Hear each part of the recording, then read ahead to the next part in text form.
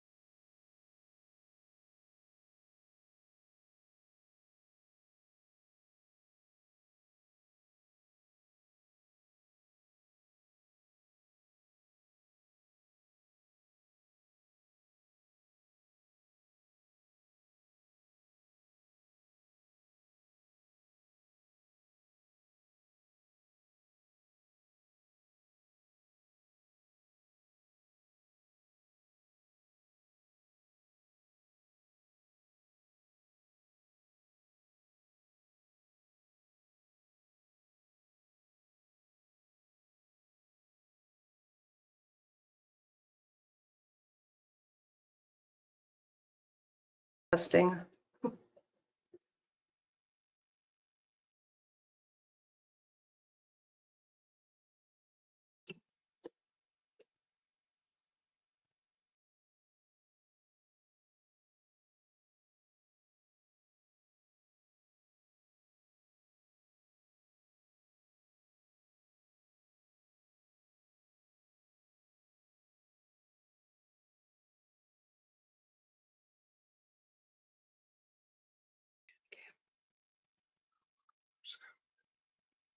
Sound is here. Speakers. No, you don't click. It's 60%. I've already done that. All right. Good morning, everyone. Do we have all of our panelists on now? Can you hear me? Yes. Alyssa? Yes. Hi, Kathy. Hi, Alyssa. Yes, I can hear Yeah. you. I can see you. I don't have my camera on. Is that okay? That's fine. No. And for, excuse me, any of our panelists, you can have your camera on or not, or turn it on when you're speaking. That's your choice. So, but I will be on camera the whole time just because I'm kind of moderating and might help with the, to kind of facilitate the meeting. So anyway, thank you everyone for joining us. We are calling the meeting to order. It is 9:09 and welcome to the fiscal year 2027 Historic Preservation Small Matching Grant Review. I am Alyssa Lotane. I'm the director of the Florida Division of Historical Resources, and I'm also Florida State Historic Preservation Officer. And I'll be chairing the meeting today. Today, our panel consists of 3 voting members and 1 non-voting member, which is myself. And we're serving as the panel, I'll be serving as the panel chair. On behalf of the division and the Department of State, I'd like to thank the panelists for their service. There's a lot of hours put into these applications. And now I'd like to ask the panelists, all of whom are participating by webinar today, to introduce themselves. And when I call your name, please provide a brief overview of your background, including the city or town where you live and anything you'd like to share about your personal experience. And we'll go in alphabetical order, beginning with Matt Hudson. Good morning, everyone. Thank you, Alyssa. My background is pretty simple. I was a member of the Florida legislature for 9 years, serving in the House of Representatives. I also served on the Florida Historical Commission. I was on the board of Florida Humanities Council as well. And I'm a history nerd. So kind of just love it. And I live here in Tallahassee, about 3 blocks from the Capitol. So there you go. I think that's me. Well, thank you very much for all your service with us. And we appreciated having you on the Historical Commission and glad to have you back helping us review some more grants. Thank you. Next we have Harry Klinkhammer. Good morning, everyone. My name is Harry Klinkhammer, and I serve as the Historical Resources Manager for the City of Venice, Florida. So that means I oversee the division, which includes 4 museums, or 3 museums, an archives and research center, serve as the public art official for the city, and I'm also the city's historic preservation officer. So looking forward to looking at some amazing grants and seeing what I can learn from some of them. So. All right, thank you so much for being here. And last but not least, we have Kathy Spurgeon. Hi, I'm Kathy Spurgeon. I'm from Martin County. I'm from Stewart. My main claim to fame is that I founded and am still president of an organization that has rehabbed a building that just celebrated its 100-year anniversary on October the 19th. So that's pretty exciting. It's the Apollo School in Hobe Sound. I'm on the Library Board of Trustees. I was on the Historical Resources Commission. I was the Preservationist of the Year in 2024. And that's enough about me. So I'm looking forward to giving my opinion on these grants. Well, thank you, Kathy. Another member of the Florida Historical Commission who's back for more, so we appreciate your time. All right. Next on the agenda is the adoption of the agenda. And now I would like to request for one of our panel members to make a motion to adopt. So moved. I think Kathy beat Okay. And who was the other? Was that Matt? Yeah. Okay, so I Well, think Kathy beat you out for then, and Matt will give you the second. Sure. Is there any discussion? All right, all in favor of the agenda? Aye. Aye. Kathy? Aye. Thank Have you. you It sounds lost me like again? all positive and no one opposed. So the agenda is adopted. Next, we have remarks by the director on the purpose of the meeting, and that would be me. The purpose of our meeting today is to review and rank the fiscal year 2027 historic preservation small matching grant applications. Before the grant application review begins, I will go over some housekeeping items, and then I'll ask Ruben Acosta, our chief of the Bureau of Historic Preservation, to discuss in greater detail the overview of the applications and conduct of the application review. For anyone listening, please refer to our website at flheritage.com/grants to see the agenda and meeting information, including the call-in information for the webinar. All small matching grant panel members are participating by webinar, and the webinar line will remain open at all times. During any breaks, we may mute the line, but we will have a designated time that the meeting will reconvene. Applicants may stay on the line or log back in.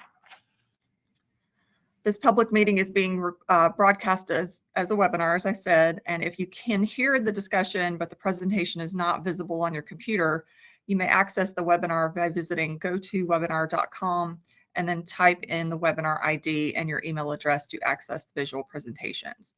The webinar ID today is 712-079-083, and I'll repeat that, 712-079-083. When you're logged into the webinar, you'll need to select the button that describes how you will listen. And your options are using a computer microphone and speakers or using the telephone. And so please only select the computer audio option if you have a headset. If you are using a telephone to dial in, select the phone call button on the webinar information panel. You will then be given a unique audio PIN. You must enter this PIN number on your telephone if you wish to speak during the session. If you do not enter the PIN number in your telephone, the moderator will not be able to take you out of listen-only mode and you cannot be heard.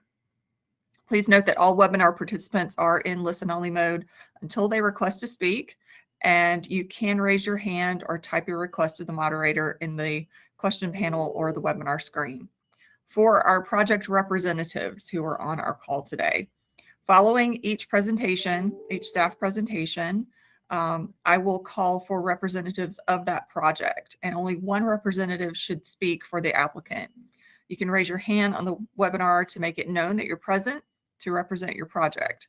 Once recognized, applicant representatives should introduce themselves to the panel and be prepared to answer only those questions posed by the panel.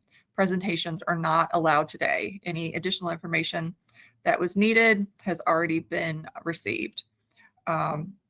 And where clarification was needed on an application, staff requested that information from the applicant in advance, and that information has been incorporated into the staff review and into the DOS online grant system, which is accessed by our panel.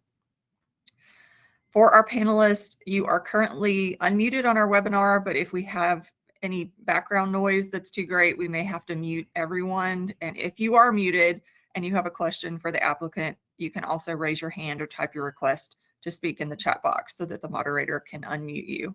I do have some construction noise going on outside the RA Gray building today, right outside my window, so hopefully it won't be too loud. I may have times where I might have to mute for a few seconds. And then our next item on the agenda is the overview of the process and conduct of our meeting. And I'll ask Ruben Acosta to provide an overview of that process for us.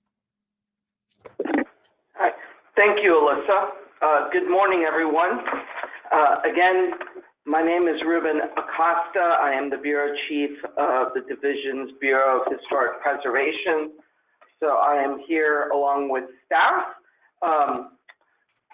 in conducting this meeting. So staff participating includes our grant supervisor, Eric Case, along with grant specialists Olivia Wachowski and Alexa Wilson, who is also serving as our webinar support. Jeremy Hiker helped set it all up, but Alexa is running the show today on the webinar side. So thank you, Alexa. As stated previously, the purpose of the meeting today is to review and rank the fiscal year 2027 historic preservation small matching grant applications, which were solicited between April 1st and June 2nd, 2025. A total of 37 applications were received. All of the applications have been reviewed by panel members and division staff prior to this meeting. During the course of the meeting, staff reviews will be presented for each project. These staff reviews have been provided to panel members and are available online at www.flheritage.com/grants. Division staff has requested clarification on many of the applications, and where necessary, applicants have had the opportunity to provide the requested clarification or documentation prior to the meeting via the DOS online grant system. Please note that 2 applications have been withdrawn or determined by staff to be ineligible pursuant to the small matching grant guidelines and removed from further consideration. This leaves a total of 35 projects requesting $1.5 million to be reviewed and scored by the panel. These applications have been determined eligible for funding, but in some cases, staff has recommended an adjustment to scope or budget. You will see in the staff reviews that recommended adjustments may entail a reduction of the requested grant amount, a comment that if the project is funded, the scope or budget should be adjusted in the grant award agreement in order to either remove non-allowable items, to include required items such as professional services, or to reduce administration costs, including match, to 5% of the grant award as per the small matching grant guidelines. The panel is welcome to discuss and alter any staff recommendation, or to recommend their own changes to the proposed scope of work or budget for any application. Panel changes to the proposed budget require a motion and a vote. As Director Lotain explained earlier, if representatives are present on the webinar, they will have the opportunity to answer the panel's questions about the application. However, we cannot accept additional documentation from any applicant today. So going over the match requirements. Section 288.06561 of the Florida statutes provides that each state agency shall waive or reduce the match requirements for projects in rural counties and communities that meet an established set of economic distress factors. This is the Rural Economic Development Initiative, or READY. Such counties and communities must be determined eligible by the Florida Department of Commerce, formerly Economic Opportunity, and these waivers or reductions must be requested by the applicant when applying for the grant. Applicants with projects in ready areas are eligible for a complete waiver of match requirements under this program, except for applicants that are state agencies, universities, or colleges, which must provide the full match regardless of project location. Pursuant to the small matching grant guidelines, the division also waives the match requirement for certified local government, CLG, applicants in good standing, for active Florida Main Street program applicants, and for National Register nomination projects. So, conduct of the meeting. The basis for the reviews and scoring are the criteria specified in Rule 1A39 Florida Administrative Code and the small matching grant guideline. The 10 application criteria to be judged are: 1, historic significance; 2, need for the project; 3, appropriateness of the project proposal; 4, administrative capabilities of the applicant; 5, adequate financial resources; 6, availability of professional or technical services; 7, compatibility with statewide historic preservation priorities; 8, educational potential; 9, economic benefit; and 10, public use or benefit. Scoring. All panelists review and score applications via the DOS online grant system. During the scoring process, each panel member completes an online evaluation for each project, and they have already begun preliminary scoring. The evaluation includes assigning a score between 1 and 10 for each of the 10 criteria. Using the scale, a perfect application would score 100 points and be placed at the top of the recommended funding list. Panel members can change their preliminary scores during today's meeting, and there will be time allotted at the end of our discussions for panelists to finalize their scores. In addition, panelists may add and update the comments section of the online application review system during the process of their review. All evaluation comments will become part of the public record and are available to applicants, so please make comments constructive. After panelists have completed their online scoring and comments, the scoring will be closed and the scores will be locked.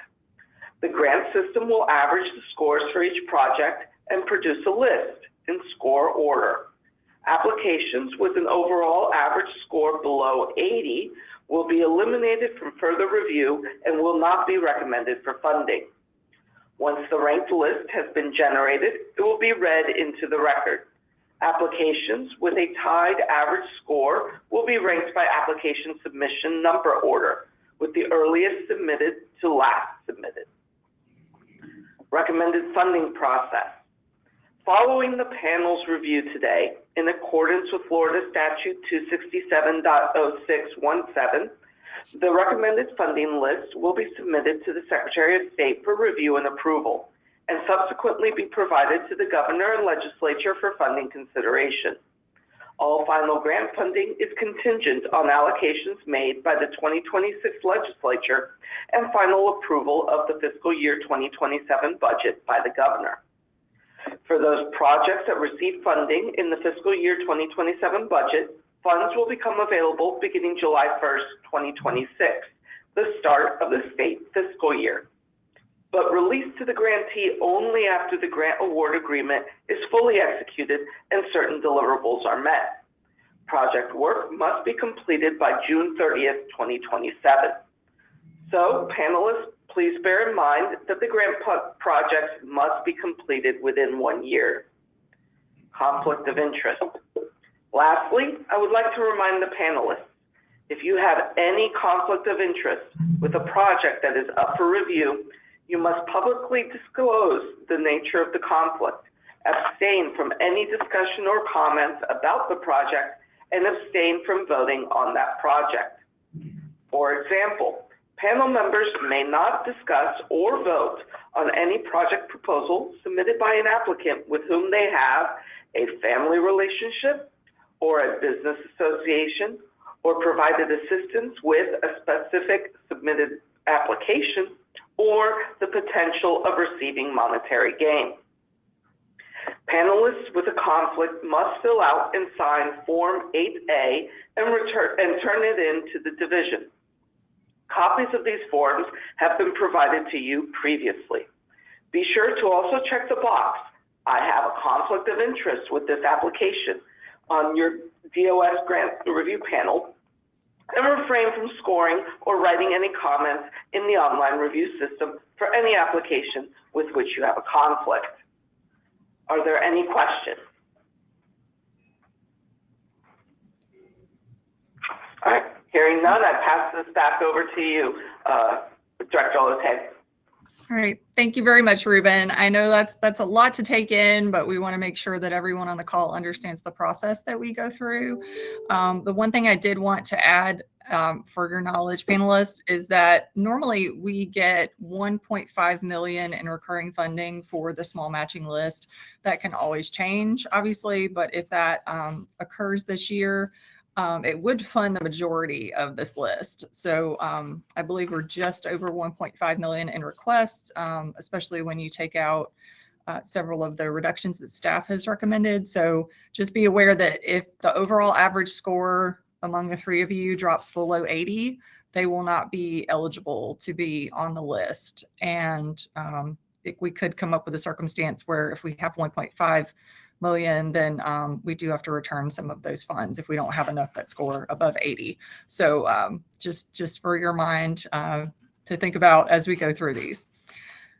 So next on the agenda is our technical discussion of the grant applications. Before we begin, is there anything that the panelists need? Is everyone ready to go?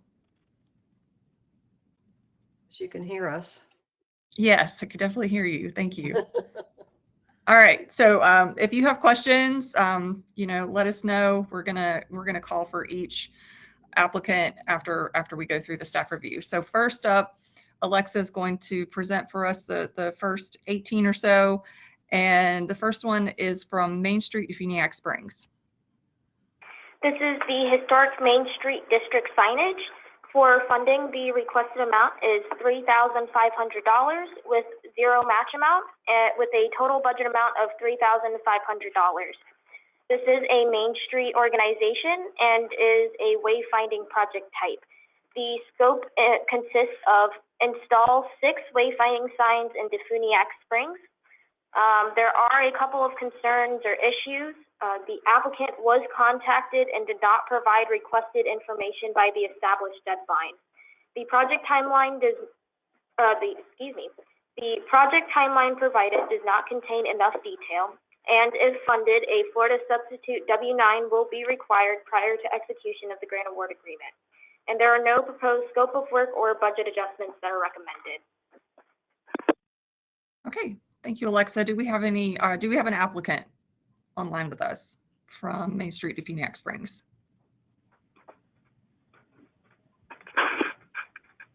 If you would like to represent this project, please raise your hand.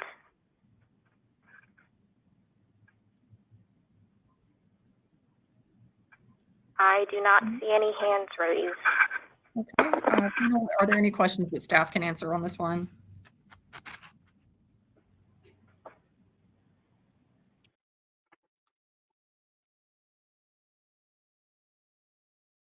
Don't be shy. All right, we'll move on to project number 2, which is from DR Historic Preservation, Inc. This is the Mission San Carlos Archaeological Survey. For funding, the requested amount is $50,000 with a match amount of $0 for a total budget amount of $50,000. This project is located in a ready community and is a survey project type. For the scope, it consists of conduct a pedestrian survey, conduct ground penetrating radar, dig shovel tests, screen materials, curate materials, map positive testing locations, complete a survey report conforming to FAC 1A46, create or update 3 FMSF forms, and grant administration. There are no concerns or issues, and there is no proposed scope of work adjustments or budget adjustments that are recommended. Okay, do we have a representative with us? I do see Dale Cox with his hand raised. Hi, Dale. Good morning. Good morning to you. Good morning. All right, panel, do we have any questions for Mr. Cox? I don't have any questions. It's Kathy Spurgeon. I just thought the presentation was, I put in my notes, interesting and compelling. So I thought it was a project well done. Thank you so much. No questions from Matt Hudson. All right, great. Just one question out of curiosity. I was just curious as to why there is no plan for National Register designation. We have a plan for that. It's not part of this grant, but we will submit a National Register nomination form if we are successful in locating, the structural evidence of the mission. All right, thank you for that. You're very welcome. All right, any other questions? All right, thank you, Dale. Thanks for being on with us. You are very welcome. Thank you. All right, up next is number 3 from the Air Aqua Project Corporation. This is the Maritime and Submerged Aviation Cultural Resources Survey of Alligator Harbor, Franklin County, Florida. For funding, the requested amount is $50,000 with a match amount of $0 for a total budget amount of $50,000. This project is located in a ready community and is a survey project type. The scope consists of conduct background research, conduct a geophysical survey, conduct sub-bottom profile scanning and side scan sonar, conduct magnetometer survey, identify potential sites using GPS, develop a survey report, and create new or updated Florida Master Site file form for the site. There are no concerns or issues, and there is no proposed scope of work or funding adjustments that are recommended. Thank you. Do we have an applicant for this project? It looks like we have a Hunter Whitehead. Mr. Whitehead. Can you hear us? Looks like his hand was lowered. Okay. Oh, nope.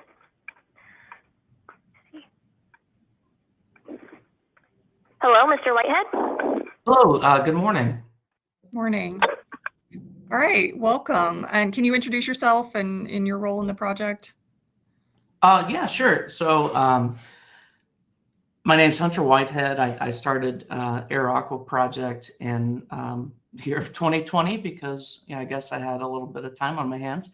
But we focus on aviation, cultural resources. But I'm also a maritime archaeologist, and I have my own firm that does Section 106 compliance work and doing exactly this type of work. So I was notified by a colleague of mine that there were potential aviation cultural resources in the vicinity of Alligator Point. And when I started doing some background research, it seemed pretty compelling in an area that has not been reviewed for that sort of thing. So, all right, very, very good. All right, let's see if the panel has any questions about your application. Mr. Whitehead, it's Kathy Spurgeon. I think according to my notes, you had no letters of support. Did you solicit letters of support and didn't get them, or just didn't solicit? I did not solicit. Okay, thanks. Any other questions from our panel or comments? Yeah, I just thought the project looked interesting. That's all. So.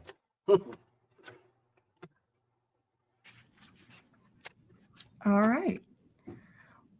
Well, thank you for being with us to represent the project. Yes, thank you. Yeah, up next is project number 4 from the Tallahassee Trust for Historic Preservation. This is the survey of Calhoun Street and Park Avenue Historic District. For funding, the requested amount is $36,750 with a match amount of $0 for a total budget amount of $36,750. This is a CLG and is a survey project type. And the scope consists of conduct a historical resource survey, update/complete a minimum of 175 Florida Master Site file forms, produce a final report, and grant administration. There are no concerns or issues, and there is no proposed scope of work or budget adjustments that are recommended. Okay, do we have a representative for the project?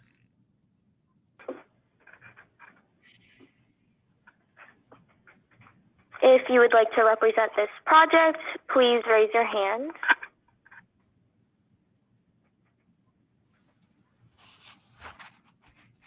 Okay, so if not, are there any questions that staff might answer for the panel? We have a Randy Lewis online. Oh, great. Hi, Randy. Good morning.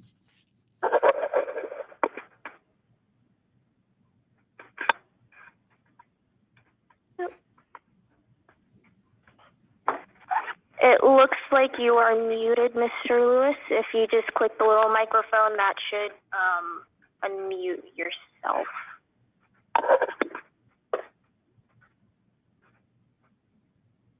There. Good morning. Morning. You hear me now? Yes, I can. Very loud and clear. All right. What was Good your role in morning. the project? Yes, I decided to tune in on the grant process again, and I'm a board member of the Tallahassee Trust, and I didn't prepare the grant, but since no one else is there, I decided I'd ring in and support it. Very good. Very good. Let's see if there are any questions about the application. None here. I noticed that this may be a glitch, I think, but it says, is the property owner a religious institution or affiliated with a religious institution?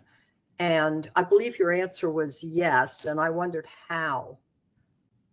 I think there's a church property in the district or in the area being surveyed, but I can't for sure answer. I'll jump in here. This is Eric Case, I'm the grant program supervisor. That's a glitch that happens from time to time. It's a bit hard to get our hands on, so I apologize for the any confusion. Okay, Eric, I think one of the applicants actually noted that later on, so I just wanted to double check. Thank you. Okay. Any other questions? I just want to add that, or say that it was, the application seemed pretty straightforward and well put together. All right, very good. All right, Randy, thanks for being with us. Well, thank you. Good luck with your rants. Thanks. All right, up next is number 5. It's from the Osceola Research Institute. This is finding a seaway to a survey of 2 early contact and mission-era sites in Madison and Jefferson counties, Florida. For funding, the requested amount is $50,000 with a match amount of 0 for a total budget amount of $50,000. This project is located in a ready community and is a survey project type. And the project scope consists of conduct ground penetrating radar, conduct LiDAR, conduct metal detecting, which is a possible non-allowable, conduct grid testing, which is a non-allowable, complete a survey report conforming to FAC 1A46, update Florida Master Site File Form, and grant administration. There are a few concerns/issues. The applicant was contacted but only partially addressed the request for information by the established deadline. Due to human remains being present on the site, the following activities are non-allowable per section BII.Y of the Small Matching Grant Guidelines, which discusses any disturbance of any areas known to contain human remains. And that consists of conduct grid testing and conduct metal detecting, which is, again, potentially non-allowable if ground disturbance is included.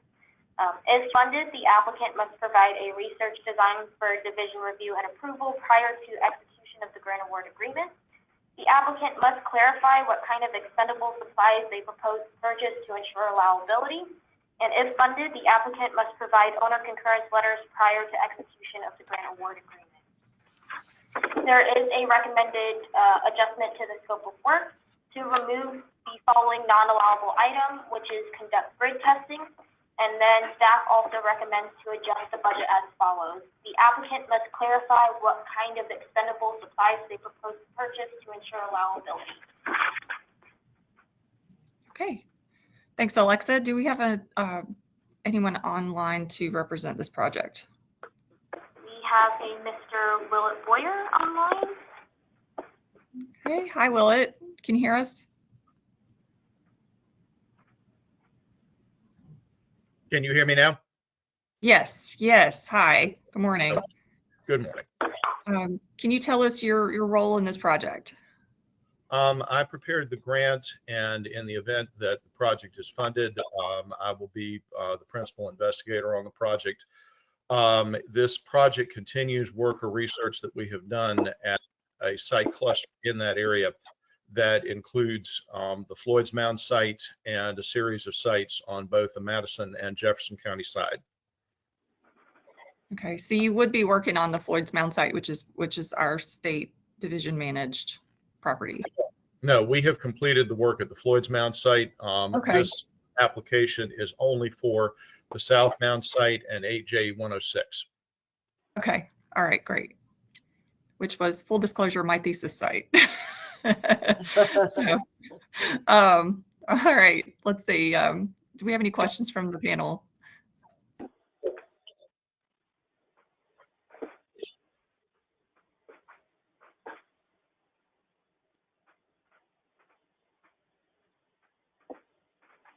I have a question, Willett, since there was some discussion here about the metal detecting and the grid testing. Can you speak to what you had been planning and maybe what staff might have had an issue with?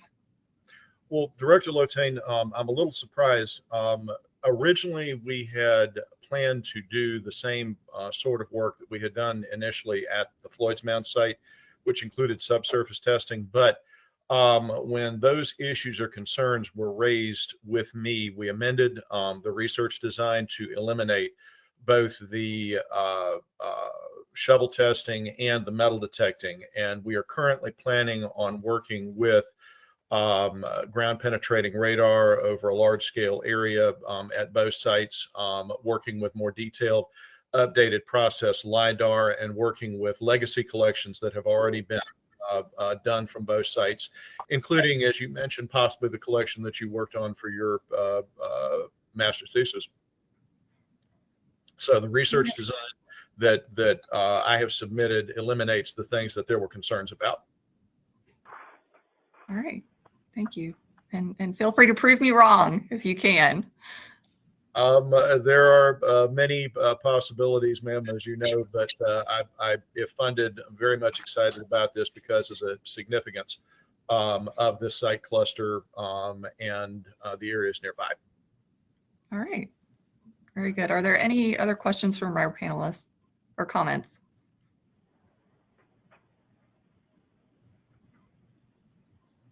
All right, well, thank you for joining us. Thank you so much. Deeply appreciate it. All right, we'll move to project number 6 from Main Street of Fort White. This is the Fort White Historic Downtown Strategic Plan.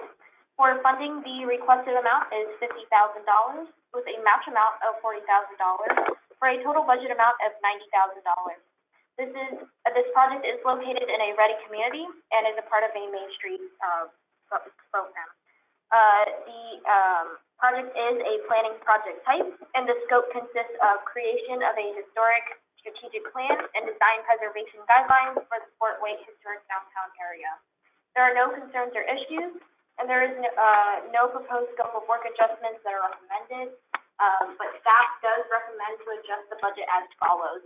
If funded, the grant administration cannot exceed 5% of the grant award amount. All right, thank you, Alexa. And Fort White is our, I guess it's our newest Main Street, well, from last year was reviewed and added to our Main Street roles. So do we have an applicant with us today?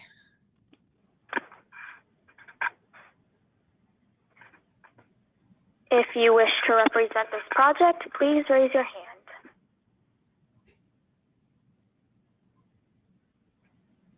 I do not see any hands raised. Okay, are there any questions from our panel?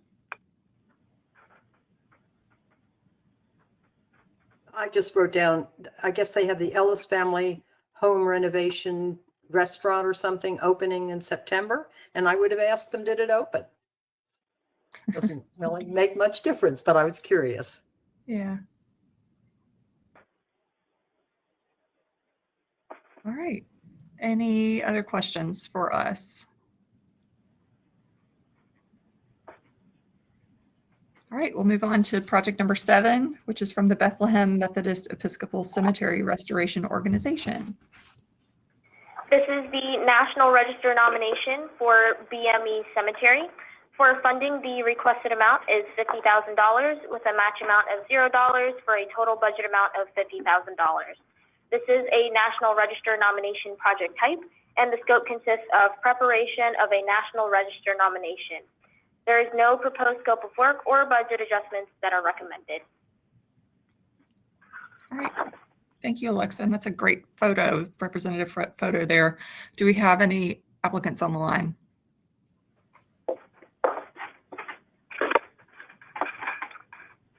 If you wish to represent this project, please raise your hand or type in the question or chat box.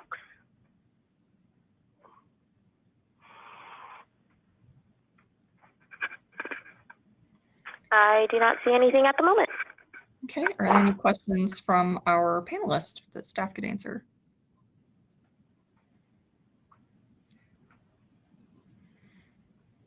I guess I have a question, just so, just to clarify. So this would be for either Ruben or Eric, probably.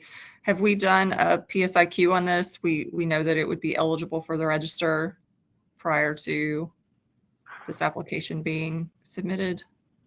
Well, Alyssa, this is Ruben. So as part of the application requirements, if someone is applying for a National Register nomination, they're supposed to submit to us a letter from our office stating the eligibility of the property for the National Register. So if we are reviewing it, that means that that was included with the application materials, and we have reviewed a PSIQ in the past for this property. All right, great.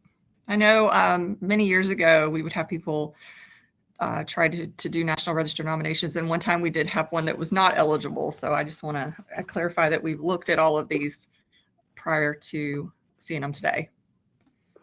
Any other questions from our panelists?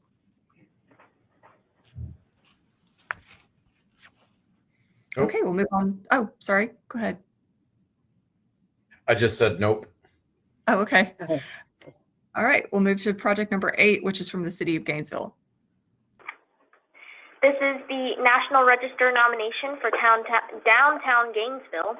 For funding, the requested amount is $50,000 with a match amount of $2,599 for a total budget amount of $52,599. This is a CLG, and the project type is a National Register nomination. The scope consists of prepare a National Register of Historic Places nomination for downtown Gainesville, and there are a few concerns/issues. The applicant was contacted but did not address the following within the established deadline. The applicant did not provide a National Register eligibility determination letter. The most recent survey for this district was conducted in 1983. A more recent survey must be conducted to determine eligibility prior to the grant if funded. And there are no proposed scope of work or budget adjustments that are recommended. Okay, so I guess that poses a question from me. If we didn't get that letter, I would think obviously downtown Gainesville is eligible, but how would we expect that survey to be conducted prior to the grant award agreement? That's for either Ruben or Eric. So again, this is Ruben. As part of the development of a National Register nomination for a historic district, a more intensive level of investigation is expected as part of the nomination writing process. Downtown Gainesville, a lot of the documentation is kind of old, and there are previous determinations of eligibility. Usually we like for these grants that the determination should be within the last 2 years, just because everything's changed. So that's how come it was noted and decided to just move the application along, just because, there's older stuff that says it's eligible. We would like more recent stuff. It is a certified local government. It's complicated. Okay. All right. From a time factor, that was what my concern was. But let's see. We'll see if the panelists have any questions. Or do we have a project representative online? If you wish to represent this project, please raise your hand, or you can type in the question or chat box.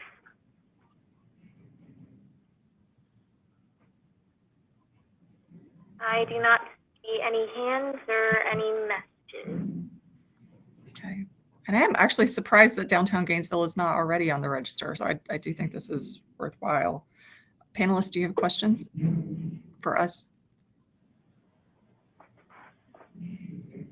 I just have a comment. I did get stuck on that question about not having the letter that you're supposed to have. You either have to have a letter of eligibility or not. Right? What if I went to school in Gainesville, so I know Gainesville, but what if, they're probably eligible, but how do I know they are? Right. Ruben, was there ever any determination done even back in 1983? Did we concur with anything at that time? I can't remember off the top of my head. at the moment. That's something where I'd have to look it up in the master site file. Okay. See, I mean, I would be surprised if we didn't have one, but I can't verify it at the moment right here. Yeah, I don't want to dance around the issue, but I again, you know, I think it's pretty self-evident, but there has to be something in our files at some point that determine this eligible. I just can't imagine that there's not. So I don't know. I wouldn't want to rule out the application or anything like that. Okay. But I'm open to comments from the panel.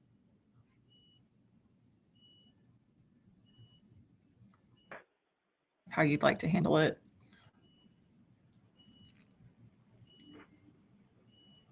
Well, this is Harry. I think that it's a well put together project, but there's clearly this documentation that is required is missing. So I don't know if there is an opportunity to give them a timeline or deadline to have that issue resolved. You know, I'd hate to see something like this get knocked down on a technicality, but there is a reason why we need that information. Yeah, same. I mean, we could encourage them that they need to do the survey prior to the grant award agreement being issued. And, you know, certainly, you know, without taking it out of consideration, you could score it accordingly. That would be up to you all.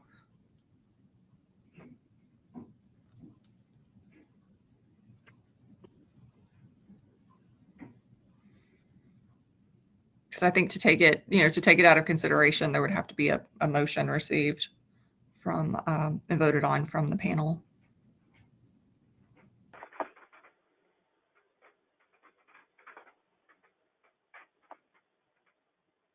Any other thoughts? All right, if not, I think we'll just score it accordingly with that information. Okay, we'll move on to project number 9, which is from the Springfield Preservation and Revitalization Council. This is the Drew Mansion Planning. For funding, the requested amount is $50,000 for a match amount of $50,000 with a total budget amount of $100,000. This is a planning project type, and the scope consists of conduct an existing conditions assessment. There is one concern/issue. Springfield Preservation and Revitalization Council currently doesn't own the property. The property is currently in foreclosure, and the city of Jacksonville has agreed to transfer ownership of the property to the Springfield Preservation and Revitalization Council. If funded, ownership will need to be verified before the grant contract is executed, and there is no proposed scope of work or budget adjustments that are recommended. Okay, thank you, Alexa. And I know this one was also had a special category grant application, so we discussed it at that point, and I don't believe we ruled it out due to the ownership issue. Is there anyone online to represent this project? It looks like we have a Tyler Grant. Hi, good morning, Tyler. Could you speak to the ownership issue?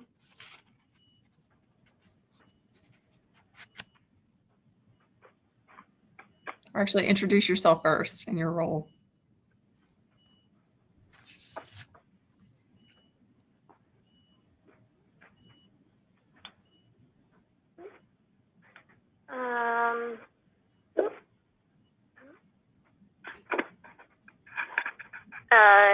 Mr. Grant, it looks like you are unmuted.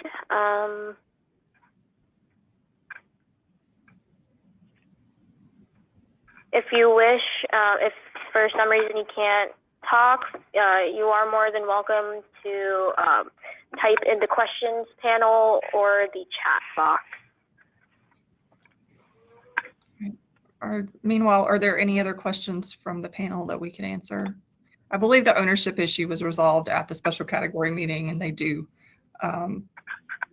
everyone is in agreement that that would be transferred. And then again, prior to the grant award, signing a grant award agreement next year, we would have that resolved first. Mr. Grant says the ownership issue has been resolved. We are under contract. Okay, wonderful. All right, any other questions from the panel? Mine. Thank you.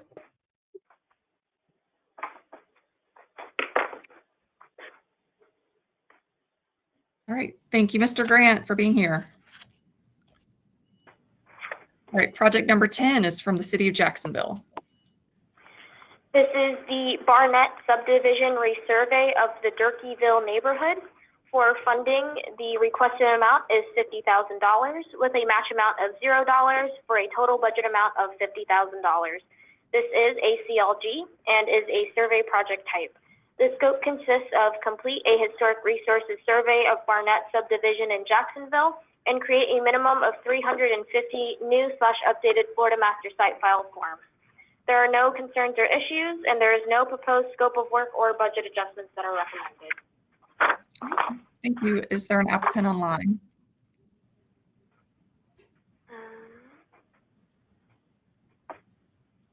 If you wish to represent this project, please raise your hand or type in the question box or chat panel.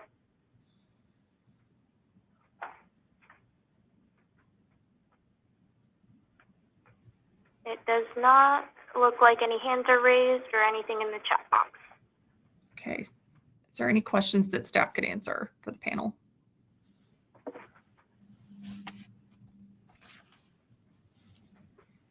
I don't have a question. I just thought their supporting material was interesting.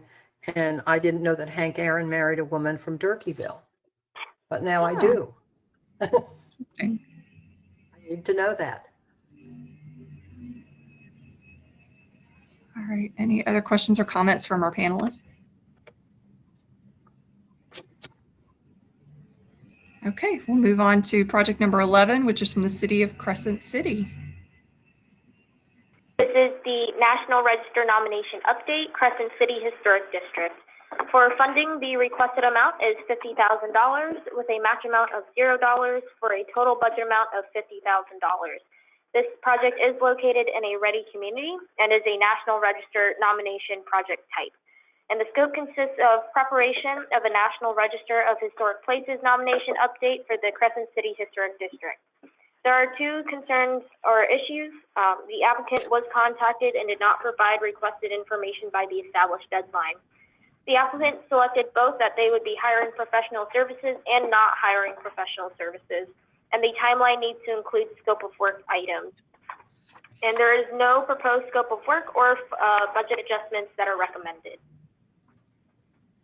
Okay, and I believe they would be required to hire professional services to do this. Otherwise, I'm not sure what they would do with the grant money. So maybe that resolves that part. But do we have an applicant online?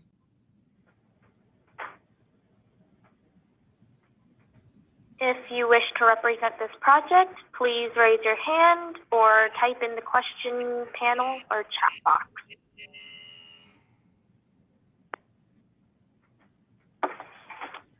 And I know Crescent City is one of our newer Main Streets as well, so we're glad to have them be part of the Main Street program. It does not look like any hands are raised or any messages. Okay. Are there any questions from our panel that we might be able to answer? Or comments?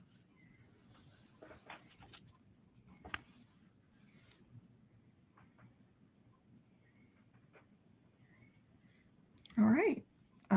Hearing none, we'll move on to project number 12, which is from Hastings Main Street, yet another very, very recent Main Street that we're glad to have in the program.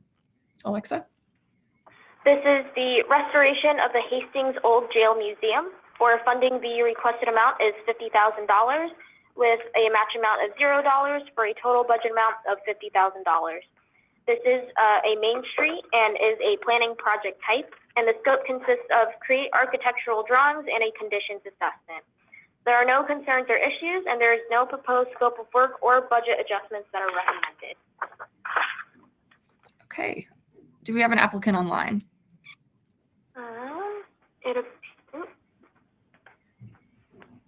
If you wish to represent this project, please raise your hand or type in the, we have a Sally O'Hara. Hi, Sally. Good morning.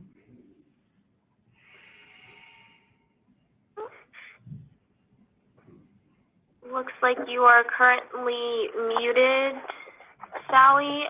If you click on the little microphone icon, that should unmute you. If not, feel free to type in the question panel. I think my question, since I was not able to read all the applications and I'm not voting today, is what is the future use of this building? I don't know if it said in the application, if someone could enlighten me.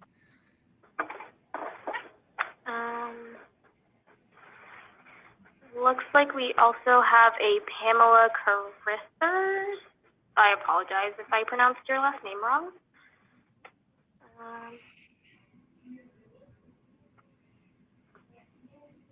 Hello? Yes.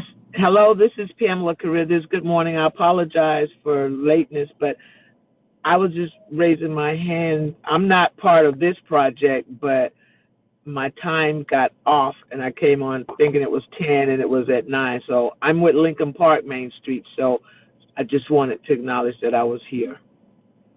Okay, I don't think we've gotten to that one yet. Okay, so- all right, well, great. Okay, I'm sorry then. All right. I'm sorry then. Okay, all right, so carry on. Okay. Thank you. Gave Sally a little extra time. Were we able to get her on?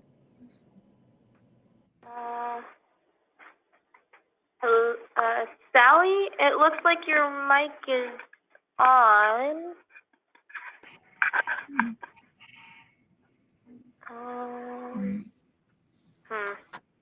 All right. In the meantime, are there any questions that the panel might have? And Sally, if you can hear us, you could type into the chat box.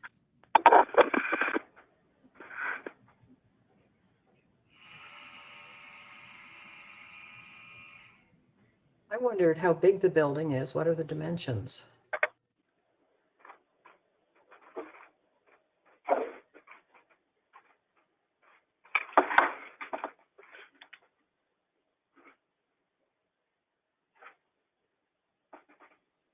All right. Well, if we're able to get her on later, we can circle back. I don't want to, I don't know the answer to the questions, but anything else that staff might be able to answer for now. We'll see if we can get Sally on later. All right, let's move on to project number 13, which is from the City of St. Augustine, Exploring History Beneath Your Feet, St. Augustine Archaeological Heritage Trails. This is Exploring History Beneath Your Feet, St. Augustine Archaeology Heritage Trails. For funding, the requested amount is $47,900 with a match amount of $0 for a total budget amount of $47,900. This is a CLG and is a wayfinding project type. The scope consists of create signage, trail markers, brochures, and trail maps for 4 wayfinding trails. There are no concerns or issues, and there is no proposed scope of work or budget adjustments that are recommended. Okay, is the applicant online with us? It looks like we have an Andrea White online. Hi, Andrea, good morning. Good morning. Thank you, Ms. Lotane and panelists. I'm Andrea White. I'm the city archaeologist for the City of St. Augustine. All right, welcome. I hear you loud and clear. Are there any questions for our applicant?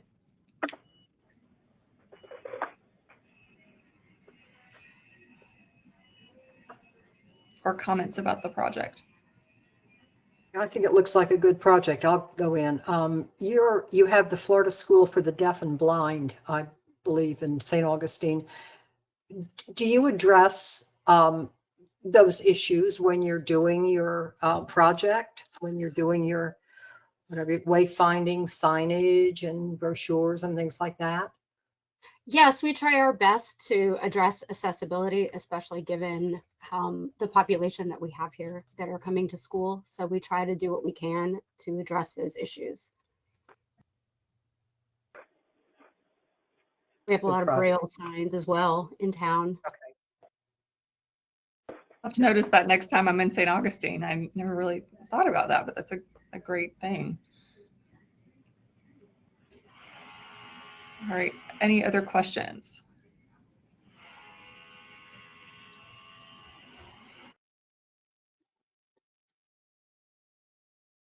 All right, well, thanks for being with us, Andrea. Sure, I'll take that as a good sign. Thank you so much. Yeah, sometimes no questions are a good thing. So we'll move to project number 14, which is from the Royal Temple Independent Free Methodist. This is the Royal Temple Church Condition Assessment Study. For funding, the requested amount is $15,000 with a match amount of $15,000 for a total budget amount of $30,000. This is a planning project type, and the scope consists of complete a conditions assessment and architectural drawings. There are no concerns or issues, and there is no proposed scope of work or budget adjustments that are recommended.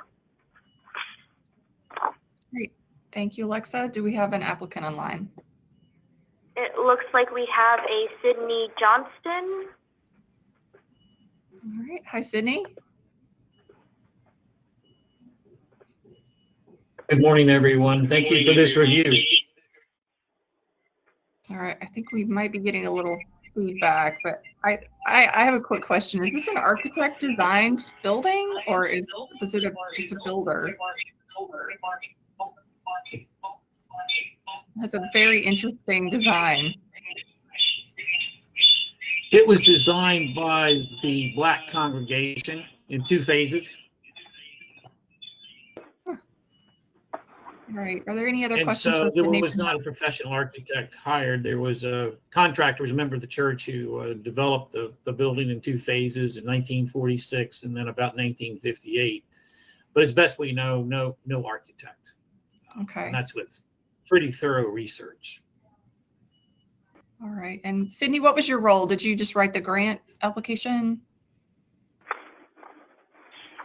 I'm sorry, I missed the question. What's your role in the project? Or did you just write the grant application, or have you been doing other activities on the grant? So I prepared a National Register nomination about 9 months ago, and it's under review with staff, and I'm responding to those points for clarification. And then with Pastor Conrad Reed, who sends his regrets and could not attend this morning, I managed to write the grant and introduced Pastor Reed to preservation architect Rick Gonzalez. And so Rick is very well apprised of the National Register nomination that's pending, as well as some of the features that need to be addressed on this project. Thank you for your question. Okay. Panel, do you have questions for the applicant?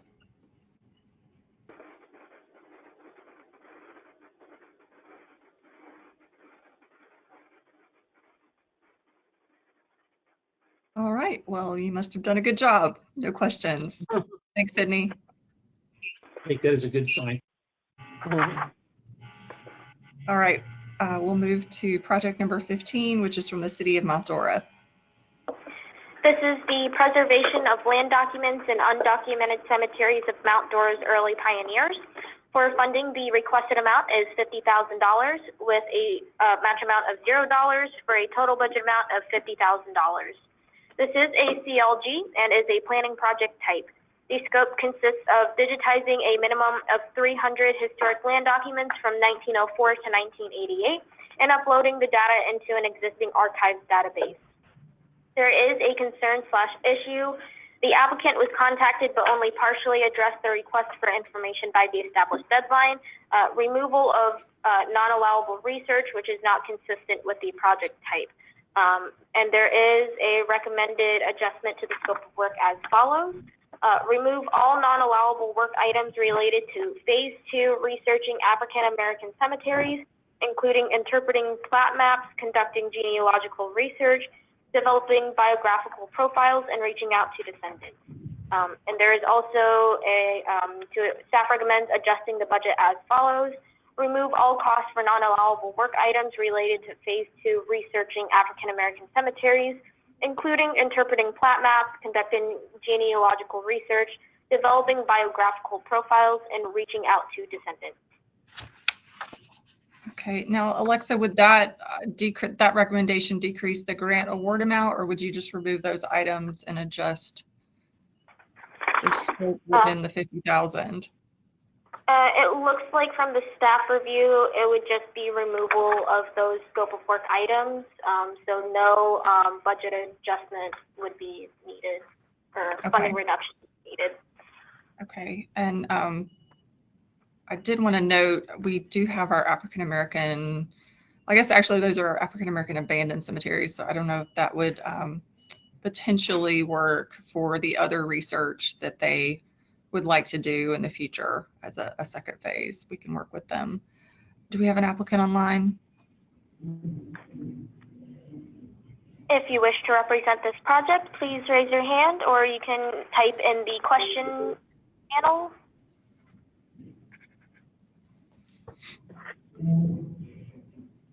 I currently see no hands.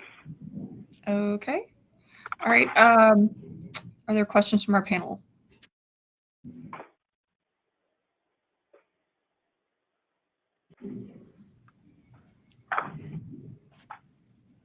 Okay, and we'll move on to the next one, which is number 16, Claremont Main Street. This is the Claremont Design Guidelines. For funding, the requested amount is $50,000 with a match amount of $0 for a total budget amount of $50,000. This is a Main Street and a planning project type, and the scope consists of create historic structure design guidelines. There are no concerns or issues, and there is no proposed scope of work or budget adjustments that are recommended. Great, thank you. Do we have an applicant online?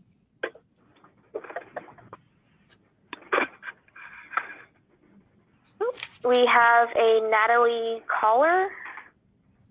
Hi, Natalie, good morning.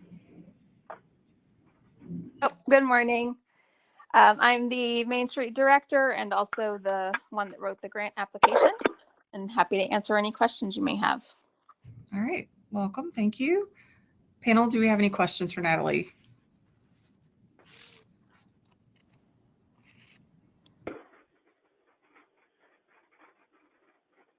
I don't have a question. I just appreciated the letter of support and the annotation of Ma Barker. I thought that was interesting. Thank you. It keeps us reading. That's the goal, right? All right, any other questions from our panelists?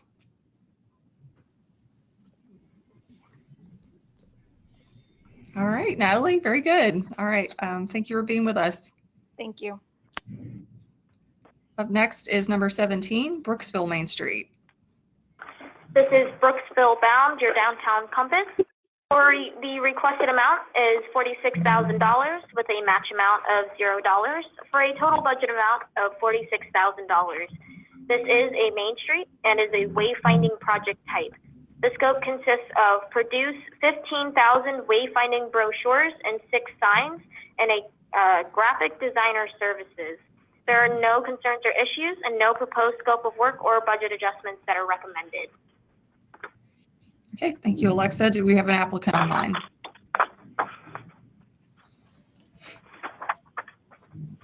If you wish to represent this project, please raise your hand or you can type in the question panel.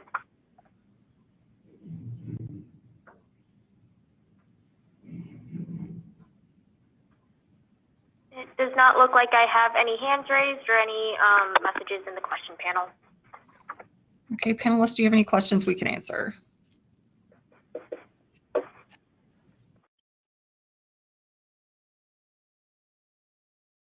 Pretty straightforward, I think. Okay, we'll move to project number 18, which is from the Historic Brooksville Women's Club. This is the Brooksville Women's Club National Register nomination. For funding, the requested amount is $10,000 with a match amount of $2,000 for a total budget amount of $12,000. This is a National Register nomination project type, and the scope consists of complete a National Register of Historic Places nomination. There is a concern/issue. The applicant was contacted but did not address the following within the established deadline. The applicant did not provide a National Register eligibility determination letter as required by the program guidelines. While survey and registration staff can informally confirm the district is eligible, a preliminary site information questionnaire, or PSIQ, must be submitted in a formal letter received for full confirmation of eligibility. And there is no proposed scope of work or budget adjustments that are recommended. Okay, thank you, Alexa. And I want to confirm, so the match amount of $2,000 is a voluntary match, correct? Because there's not a match requirement on National Register nomination grants. That's correct. Okay, thank you, Eric. And then this is another one that seems similar to the Downtown Gainesville Historic District, where we didn't receive, well, a little bit different. This is, we didn't receive the preliminary site information questionnaire, but that's definitely something that we could work with, staff could work with them prior to signing the grant award agreement. So I'll leave it to the panel on any actions you would want to take there, or however you'd want to score this application. Is there an applicant? Sorry, is there an applicant on with us? It looks like Natalie Collar is also online for this. Oh, hi, Natalie. Hello, back. I'm back again. So we were deemed eligible for National Register as part of the historic structure survey that I did when I was with Brooksville Main Street. I think it was the 2024 cycle. So staff did contact me and ask for some photographs to make sure that the building looked the same as when we did the historic structure survey. And I did provide those. So I'm not sure where the breakdown happened exactly, but it's an original structure from 1931 and its original use. Okay, it could be too that that survey may not have gotten processed in the site file. Do you recall if this was determined individually eligible? It is individually eligible, yes. Okay, and I'm assuming it would fall under the, you guys help me out, the multiple property for women's clubs? What's Potentially. This is Ruben. okay. Potentially, okay. Yeah, there's a context for women's clubs all over the state that we would likely have this listed under. So and I again, did get contacted from someone that does signage, the historic markers for women's clubs. We got contacted from them a couple weeks ago because they want to work with us on a marker. Okay. All right. Any other questions?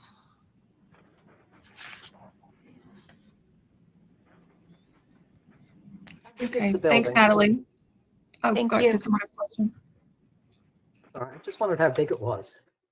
Oh, how big is it? It's about 2,000 square feet.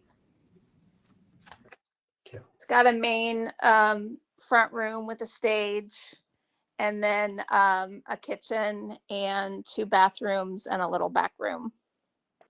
And then we also own the lot next to it. All right. Okay. Thank you. Thank you. Okay, Hey, so Alyssa? Yes. Sorry, I do have a message from Sally O'Hara from the Hastings Main Street from the Old County Jail.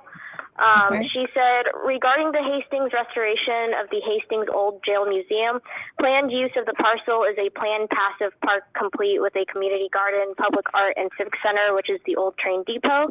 The size of the existing building to be restored is 24.3 by 14.5, a 1938 small jail. All right. Okay, then. Thanks, Sally. If you can hear me, thanks for putting that in.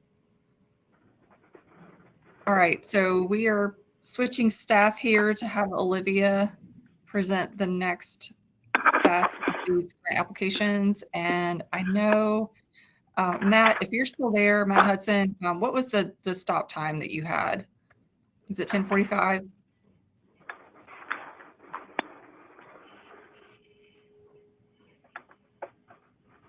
I don't know if he can hear me or not.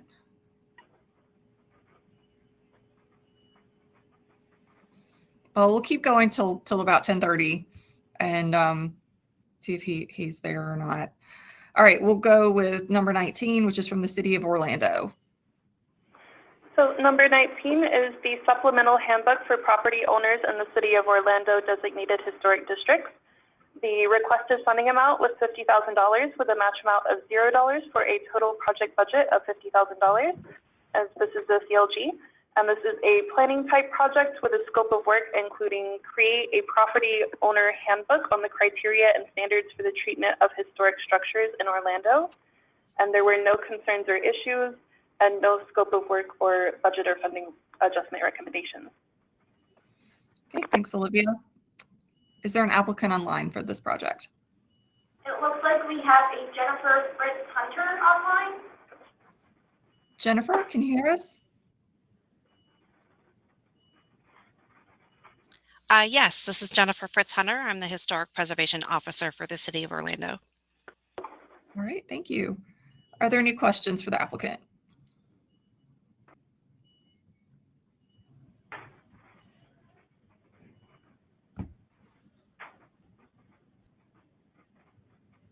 Or comments about the application?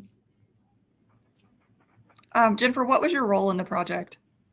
I did help write the grant application, but I will be also the one administering it with the consultant that's hired. All right, very good.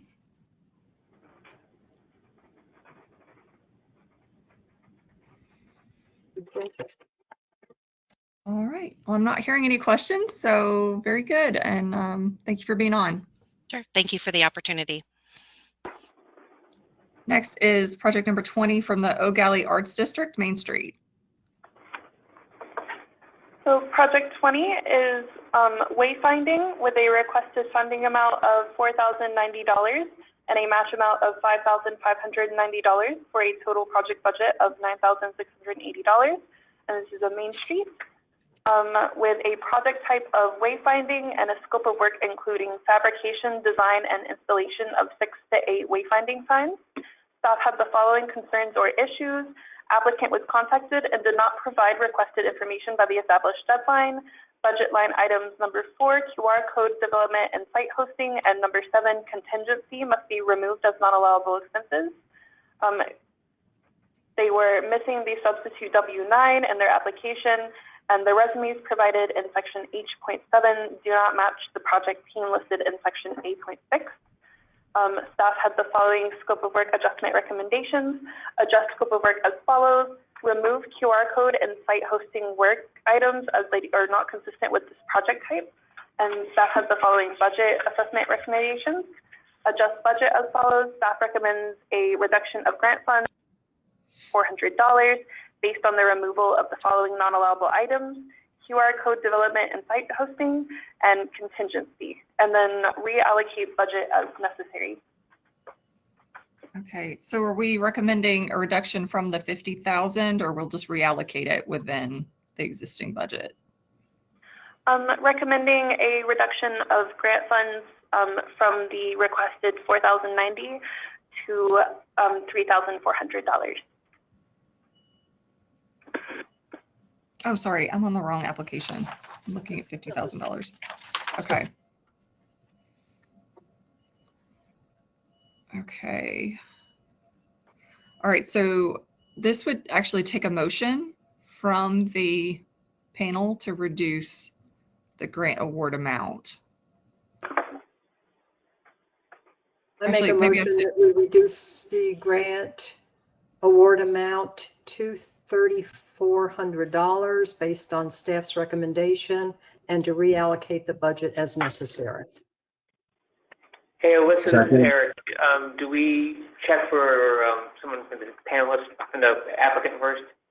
Yeah, actually, I just realized that. Let's see if we got a second, and then we'll do that in the discussion now. Did we have a second on that motion? Second. This is Harry. Second. Okay, thank you, Harry. Okay, I apologize for that. Do we have an applicant here to address? If you wish to represent this project, please raise your hand or type in to the questions panel. It does not look like we have any hands raised or any messages in the questions panel. Okay. Any further discussion from the panel? or any questions that we could answer about the application in general.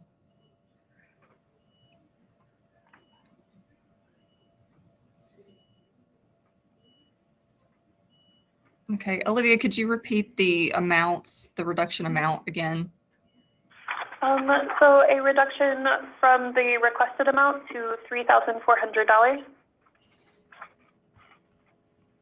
Okay, so from 4,090 down to 3,400. Yes, ma'am. Okay, all right. Any further discussion on the motion to reduce? Okay, all in favor of the reduction to $3,400? Aye. Aye. Aye. All right, thank you very much. So we'll reduce that one and reflect that when you're in your rankings. And actually, Matt, I hear you on. Was it 10:45 that you needed to leave? Yeah, I need to leave at, well, probably 20 till, and then Okay. hopefully as soon as the meeting's over, I'll come back, but I have to go. Okay, yeah, well, I wanted to try to get us to a break, maybe at 10:40. So if we can go maybe another, if you can, everybody can hold out maybe another 10 minutes, and then That's we'll take awesome. our normal break. It'll give you a little more time for your Thank you. meeting. I appreciate that. Yeah, no problem. Thank you. Okay, up next is project number 21 from the city of St. Pete Beach. Okay, and this project is the Central St. Pete Beach Historic Survey with a requested funding amount of $50,000 and a match amount of $0 for a total project budget of $50,000. This is ACLG, and this is a survey type project with a scope of work including complete a historic resources survey of Central St. Pete Beach and create a minimum of 350 new or updated Florida Master Site File forms. There were no concerns or issues and no proposed scope of work or funding adjustment recommendations. Okay, thank you, Olivia. Do we have an applicant online? We have Lynn Rossetti online.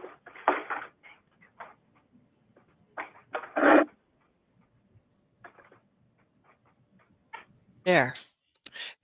Good morning. This is Lynn Rossetti. I'm the Historic Preservation Planner for the City of St. Pete Beach. All right. Thank you so much. Do we have any questions for Lynn this morning?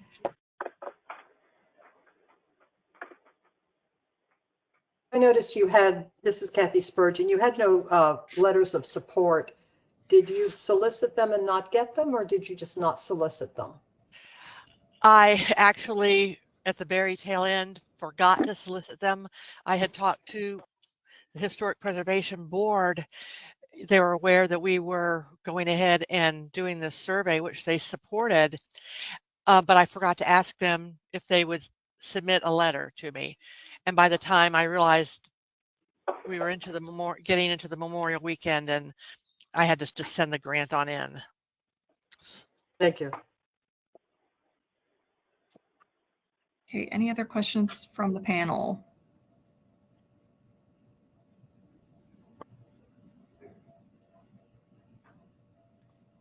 All right, well, thanks for being with us, Lynn.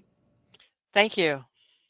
All right, up next is project number 22 from the Treehouse Sanctuary. So this is the Treehouse for National Register of Historic Places with a requested funding amount of $50,000 and a match amount of $50,000 for a total project budget of $100,000. It has a project type of National Register nominations with a scope of work including complete a National Register nomination for the Treehouse Sanctuary, grant administration, conduct public meetings, which is not allowable, create honoraria for consultants, local historians, and Indigenous representatives, which is not allowable, travel costs, which is not allowable, and create marketing materials, which is not allowable. Staff had the following concerns or issues. Applicant was contacted, but only partially addressed the request for information by the established deadline, including remove the following from scope of work and budget as these items are considered not allowable per the small matching guidelines, conduct public meetings, create honoraria for consultants, local historians, and Indigenous representatives, travel costs, and create marketing materials. And staff had the following scope of work adjustment recommendations. Adjust scope of work as follows: remove the following non-allowable items, conduct public meetings, create honoraria, travel costs, and create marketing materials, and to adjust the budget as follows.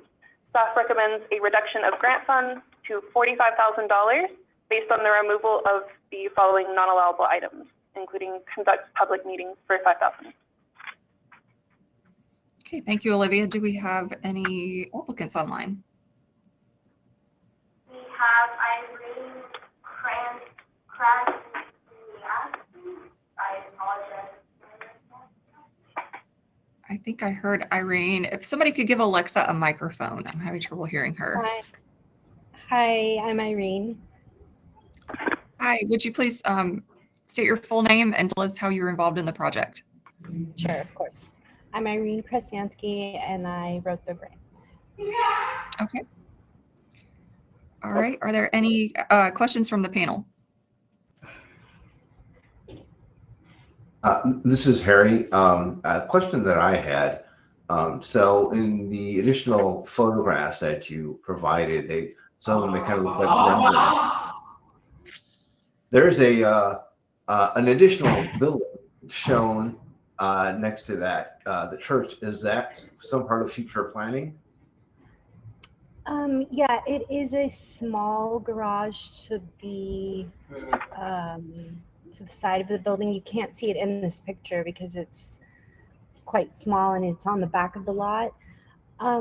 Currently, it's used as a storage facility. It was built as a garage, and a second story was added in 1945 for Sunday school. In the future, right now, we applied for the special category grant, and we need to stabilize the steeple and fix the roof and work on the windows. But yes, in the future, we definitely are stewards of this building, and we'd like to continue in coming years to completely fix the building and the accessory building as well. Okay. It's a beautiful building. Do you remember where you ranked on the special category list? I believe it was somewhere in the middle. The score was 87.6. And since this is the first time I've ever done anything like this. That's pretty good. That's good. I'm not sure if that's good or bad. Yeah, that's pretty good actually. Especially if you're good. from out. Yeah, I was just curious. Yeah. All right. Are there any other questions from the panel?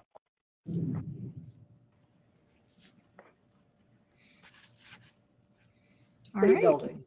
Oh, it is a beautiful building. Yeah. Yeah, we're really excited about the building. All right. Well, thank you for being on with us. Thank you. Alyssa, we need to make a vote on the reduction. Oh, I'm so sorry. I didn't realize there was a reduction. Yes. Is there a motion? And could you repeat what the reduction would be? So the recommendation would be to adjust budget as follows. A reduction of grant funds to $45,000 based on the removal of the following non-allowable items. Conduct public meetings for $5,000. Okay, so the reduction would be from 50,000 down to 45,000. Yeah. So a motion from the panel. Motion to adjust. I think that was Matt, I believe, and then Kathy. All right, any further discussion? All right, all in favor of reduction from 50,000 down to 45,000? Aye. All right, I think that was everyone, but any opposed? Okay, and our reduction passes. Thank you. Myself a note here. Okay. All right, next we'll move to project number 23, which is from the city of Lakeland. And this may be our last one before we take a break. So this is the Lakeland Historic District's resurvey phase 3 with a requested funding amount of $50,000 and a match amount of $76,280 for a total project budget of $126,280. This is a CLG project and a survey project with a scope of work including complete a survey of Beacon Hill, Biltmore, Cumberland, and Lake Hunter Terrace historic districts, and create a minimum of 1,148 Florida Master Site File forms. Staff had the following concerns or issues. The size of the survey will be difficult to accomplish within the 1-year grant period, and no scope of work or budget, a scope of work adjustment recommendation to adjust the scope to reduce the number of sites to be surveyed so that it can be completed within the time available, and no proposed budget or funding adjustment recommendations. All right, thank you, Olivia. And yeah, you'll notice some of the numbers on other grant applications are significantly lower. So that's something that staff would work with them on to reduce and kind of phase this project out and make sure it fits into their budget, depending on how much their match is. Are there any other, is there an applicant online first? If you wish to represent this project, please raise your hand or type in the question panel.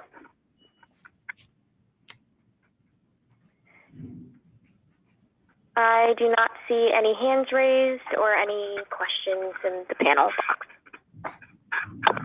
Okay, any discussion from our panelists or questions for staff, especially concerning the number to be surveyed?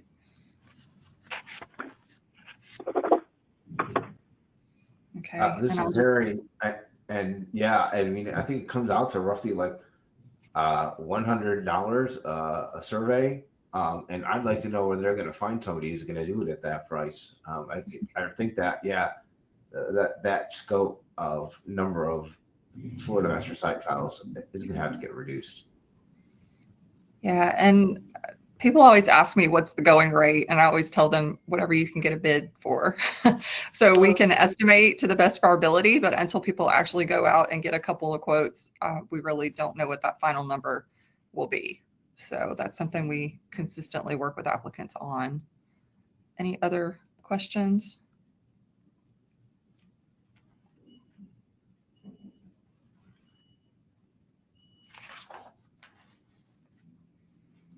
Okay, well, we'll take a stop here at project number 23. And since Matt Hudson has to go to a meeting, we'll take a nice long break and come back at 11. Understanding that he probably will still be in his meeting, but just to give a lot more time for him to be back for the remainder of the applications. So is there any other, oh, go ahead. I appreciate that very much. I'll do my best to get back as quickly as possible.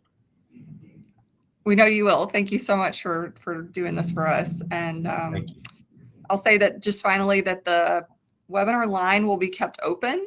So you can stay on or you can drop the call and then call back in. But we'll be here online and we'll be muted the entire time. So the meeting will reconvene at 11 o'clock.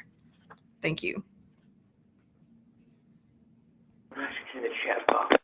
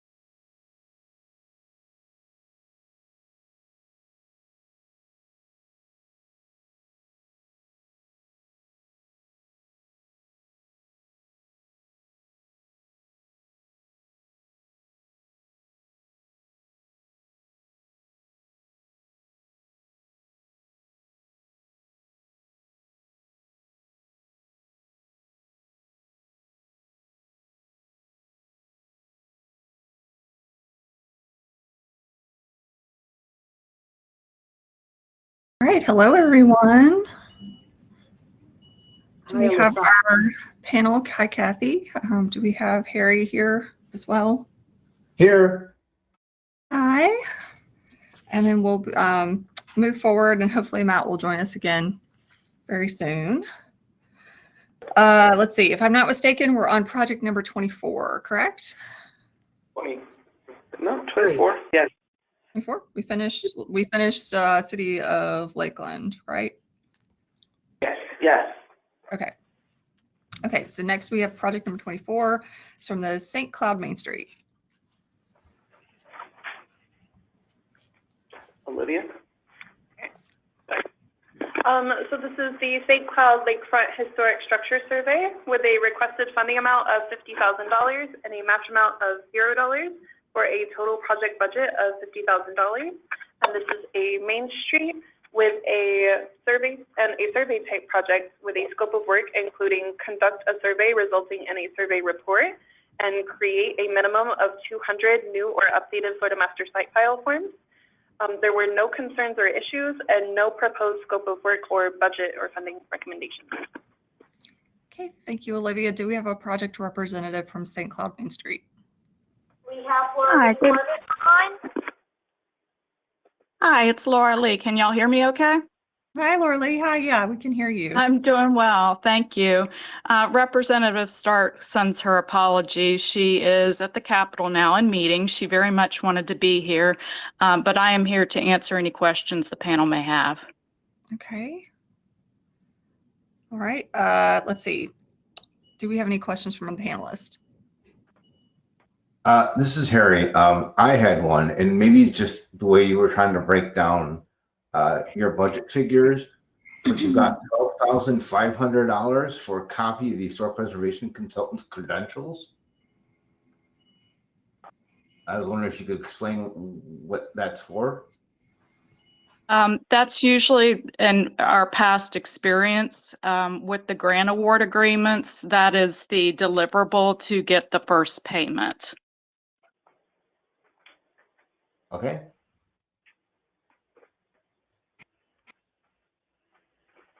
Other questions from the panelists? No. Okay. All right. Any other questions for staff? All right. Thank you, Laura Lee. Thank you. All right. Next, we have project number 25. It's from the City of Vero Beach. All right. This one is the City of Vero Beach Historic Resources Survey Phase 2 with a requested funding amount of $50,000 and a match amount of $0 for a total project budget of $50,000. This is a CLG and a survey type project with a scope of work including conduct a survey resulting in a survey report and create a minimum of 355 new or updated Florida Master Site File forms. Staff had the following concerns or issues.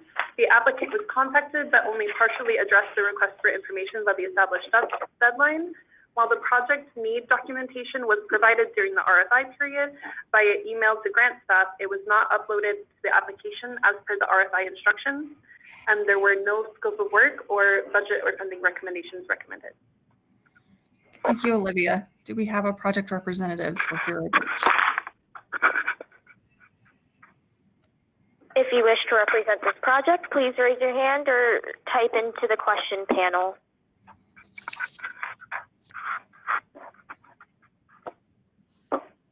I see no hands or no comments in the question panel. Okay. Was there a reduction in the number of site forms, or we were good with the number they used, the 335?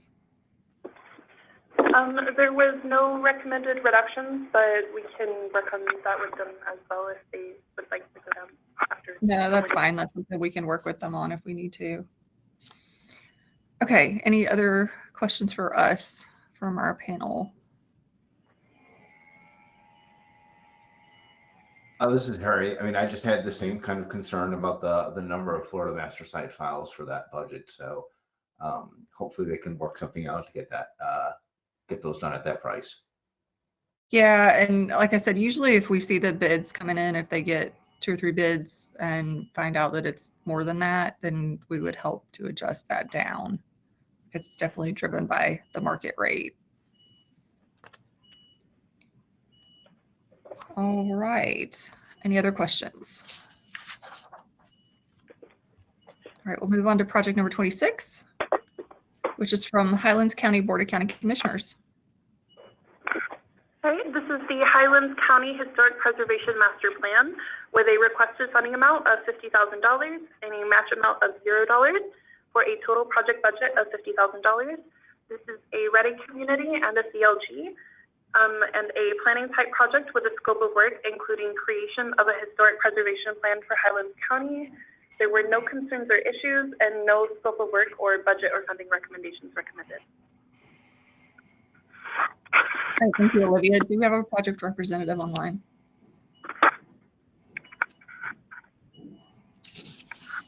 If you wish to represent this project, please raise your hand or type into the question panel or chat box.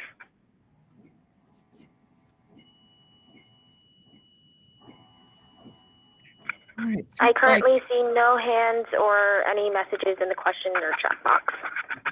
Okay. So do you have any questions that staff might answer? I think so. Or comments about the application too?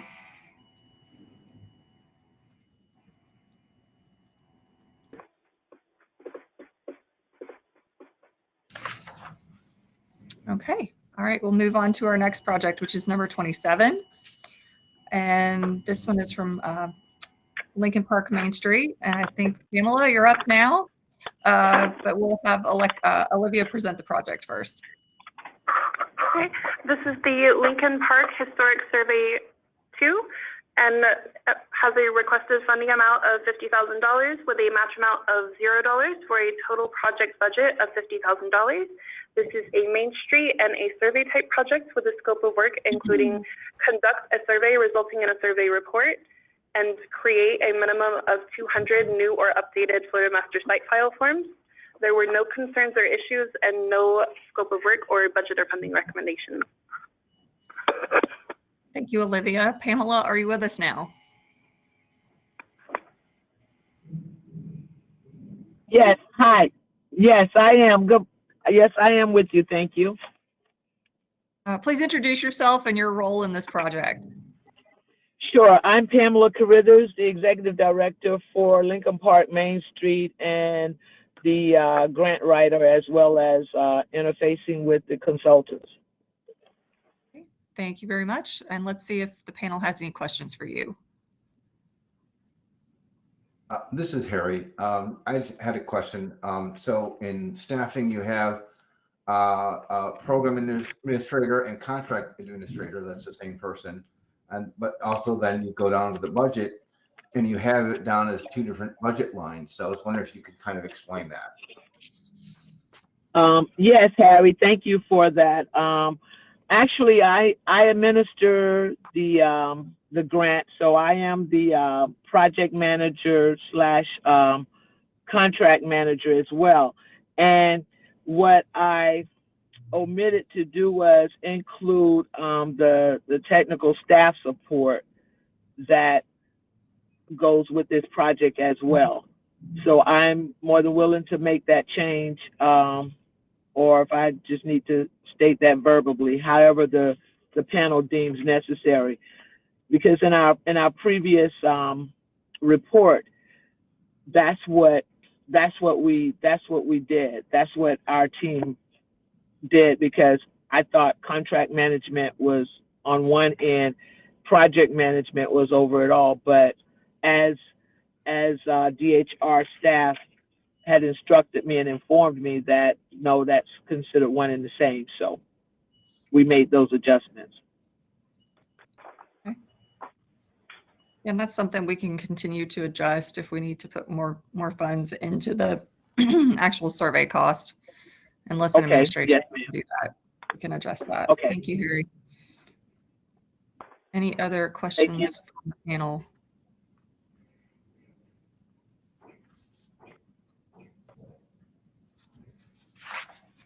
All right. Thanks, Pamela. We'll move on to our next project. Thank you. All right. Next is project number 28, the City of Venice.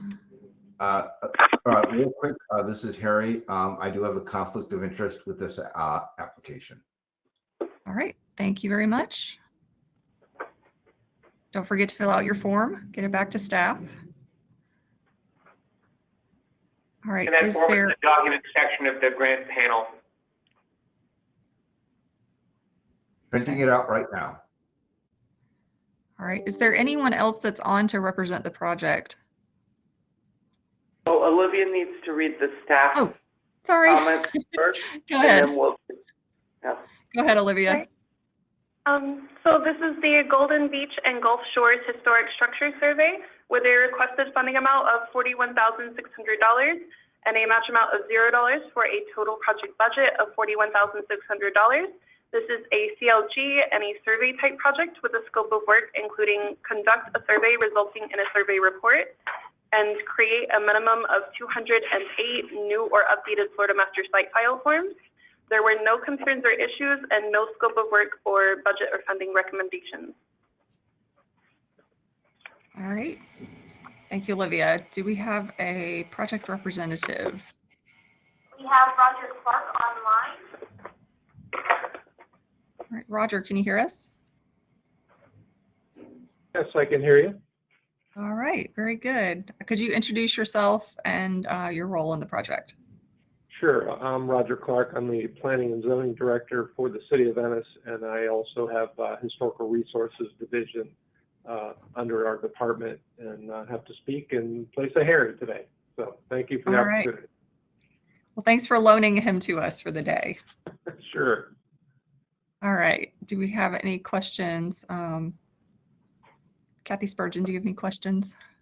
I guess I'm the only one right now. I guess I'd just like a little bit of discussion about the concerns and issues. Additional information must be submitted for full confirmation of eligibility. Here we go again of the proposed updated information. So will we get that, or how will that be handled? Actually, I think that's on the next project, Kathy. Oh, am I ahead of myself? I think you're right. I think that's 29. I think you're right. Okay, good. I'm not the only one guilty of that now. Thank you. No, I am too. Well, I'll just say that it was an interesting project. That's my notes. Are you okay? Okay, with no further question, we appreciate you being on the call with us. Thank you. All right, and we'll welcome Harry back to our discussion. We'll move on to project number 29. And it's from Architecture Sarasota. So this is the Sarasota School of Architecture Multiple Property Nomination Update, where they requested funding amount of $42,000 and a match amount of $42,000 for a total project budget of $84,000. This is a National Register nomination project with a scope of work including prepare and update the multiple property submission documentation forms. Staff had the following concerns or issues. The applicant was contacted but did not address the following within the established deadline.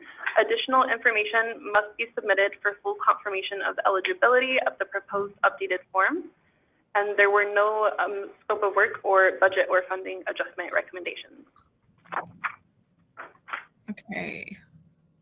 All right. Do we have an applicant online? We have a Christine Zadina online. All right. Hi, Christine.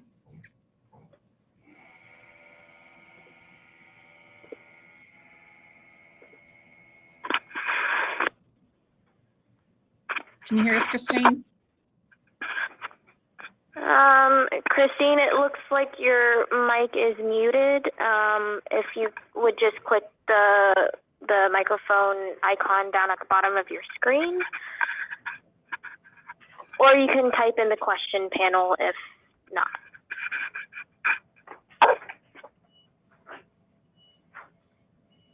I had a question about this photo. Is this the umbrella house?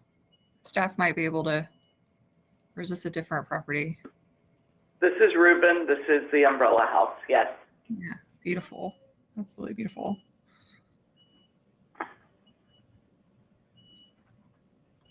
All right. Have we managed to get Christine on? It doesn't look like. Oops. Christine said we are here. Okay. Thank you for being here. All right. Do we have any questions from Kathy or Harry on this project?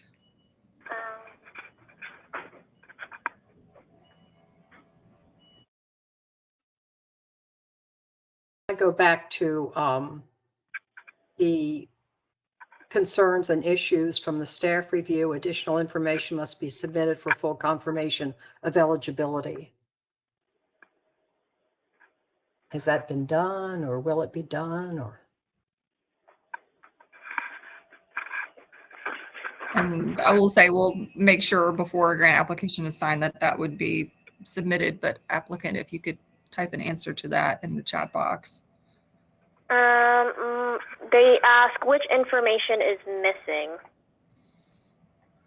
Confirmation of the eligibility for the National Register application. Kathy and Alyssa, this is Ruben. This one was a special one. I think that the reason that comment was made is because an update to a multiple property nomination does not fit neatly within the specific requirements of the application as it is written, because a multiple property is a cover document that supports other nominations. And in this case, this nomination has already been, or this cover document has already been accepted by the Park Service, and we are simply updating it. So speaking of eligibility and missing documents and stuff, doesn't really make a lot of sense for this one. I think this is just a quirk of how the application is set up and how the specific document requirements are. In my professional opinion, I think that this project would be eligible and remains eligible for the National Register. We wouldn't need to worry about eligibility. Okay, so there are no concerns or issues then?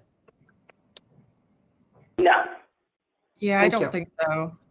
Ruben, could you, for the benefit of everybody on here, because you're great at describing things like this, describe a multiple property submission and what that document is?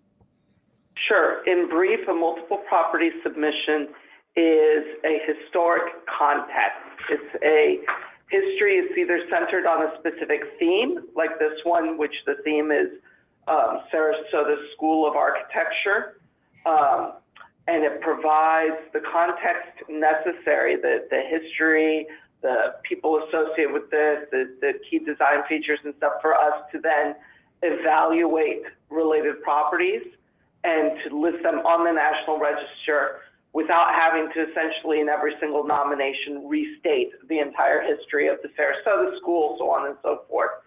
It allows us to streamline the nomination process while at the same time having a historic context that facilitates the evaluation and identification of these properties. So there are many multiple property documents that we use across the state. We mentioned one earlier for the women's clubs, where there is a statewide history of women's clubs and why they are important and what they look like.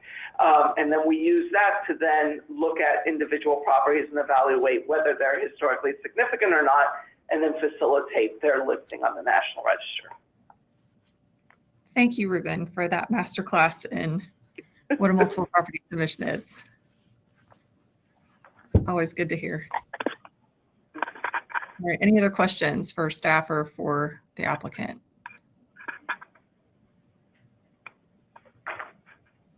The applicant did also state that they are currently updating the cultural resource survey and extending the period of significance. This will help inform the multiple property nomination update.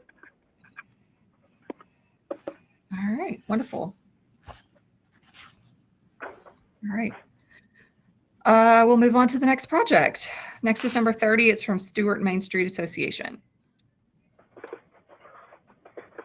Hi, this is the Downtown Stewart District National Register Design Guidelines with a requested funding amount of $50,000 and a match amount of $0 for a total project budget of $50,000. This is a Main Street and a planning type project with a scope of work including create design guidelines. There were no concerns or issues and no proposed scope of work or budget or funding adjustment recommendations. All right, thank you, Olivia. Do we have an applicant online? We have Tyler Van Buren online.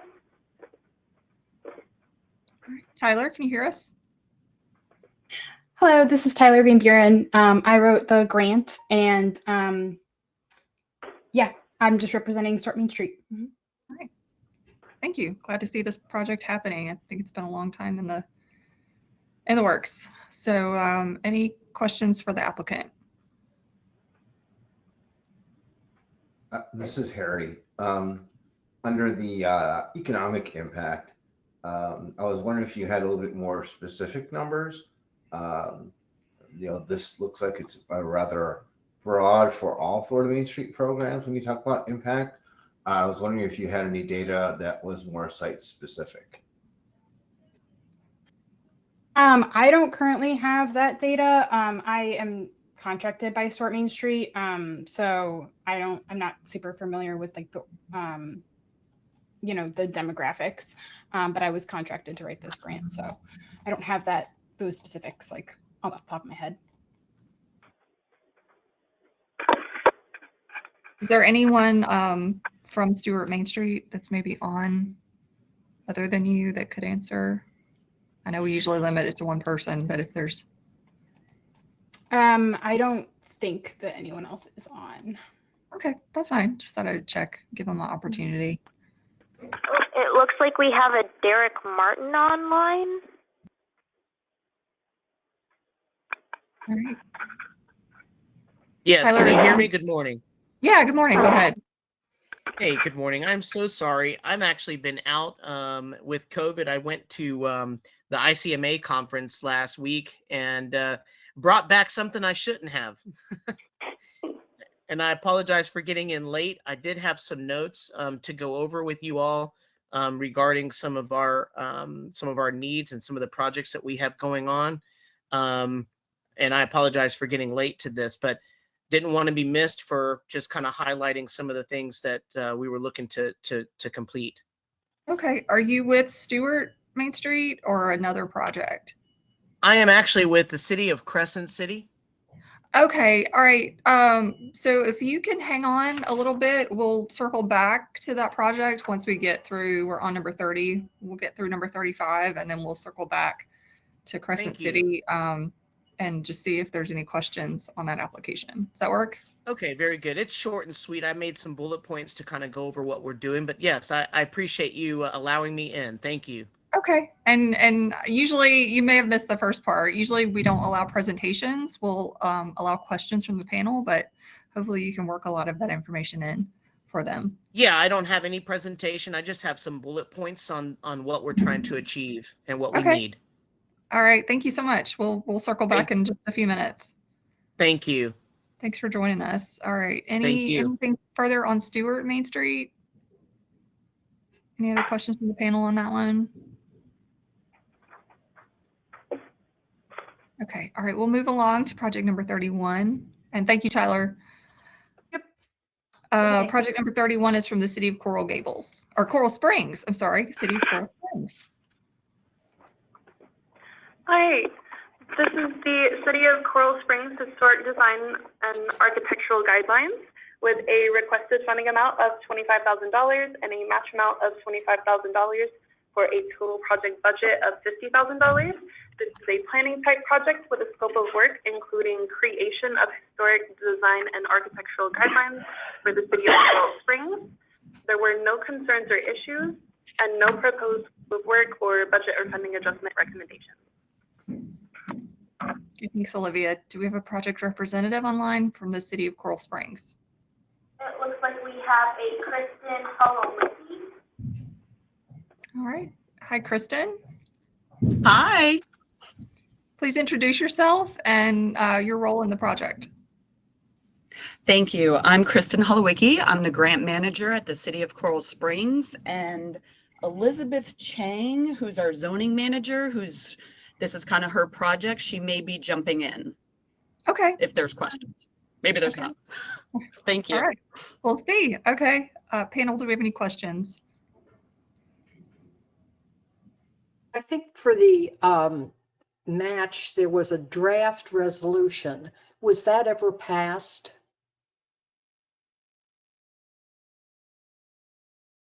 Elizabeth can answer that. She should be on now. Okay. Yes, it was.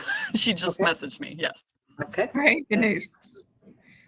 Good answer. Thank you. Yes, it was passed. Yeah, I know, right?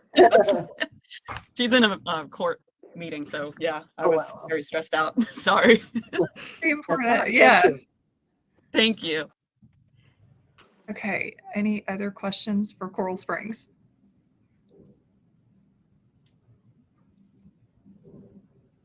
All right. Well, short and sweet. Thank you so much for being with us.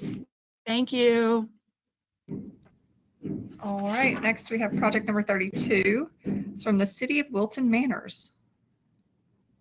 Hi, this is the Historic Resource Survey where they requested funding amount of $40,000 and a match amount of $0 for a total project budget of $40,000.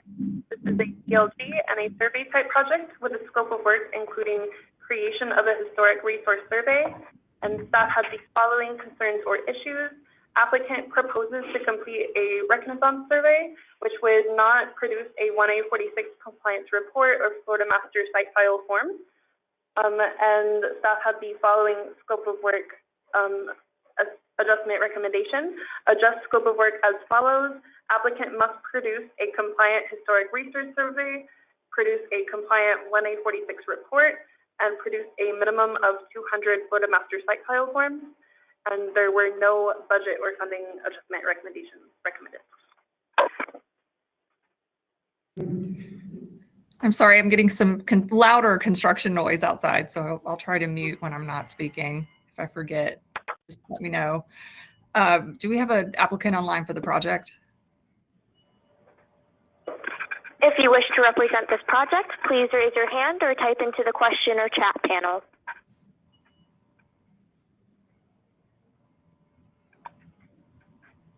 I currently see no hands or no comments in the question or chat panel. Okay, thank you, Alexa. I just want to add, that's a really interesting photograph there. Pretty amazing. Panel, are there any questions for us?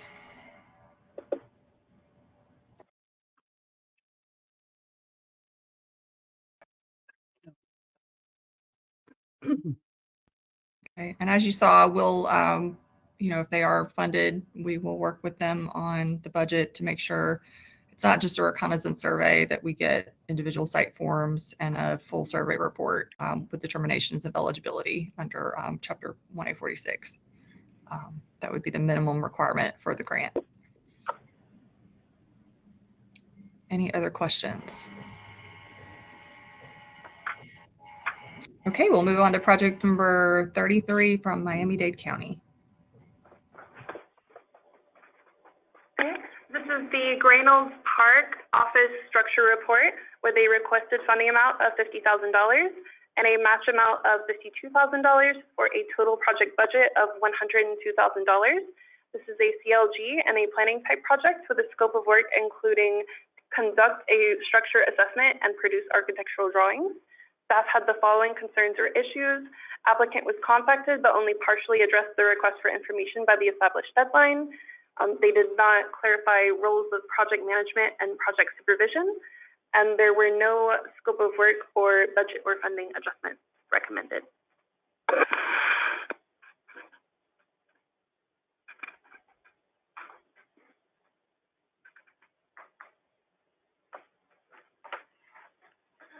It looks like you're muted, Alyssa. Thank you. I'll try only to mute when it's really loud. Do we have a project representative? We have Dorothy Mills Mayers on. All right. Hi, Dorothy. Hi, good afternoon. Dorothy Mills Mayers, Grants Manager, Miami-Dade County. I'm also here with Dax Fontana, who's Grant Specialist in support of this grant application. We would like to express that unfortunately we did not receive correspondence indicating a request for additional information. Okay. Our apologies, we don't have that. Okay.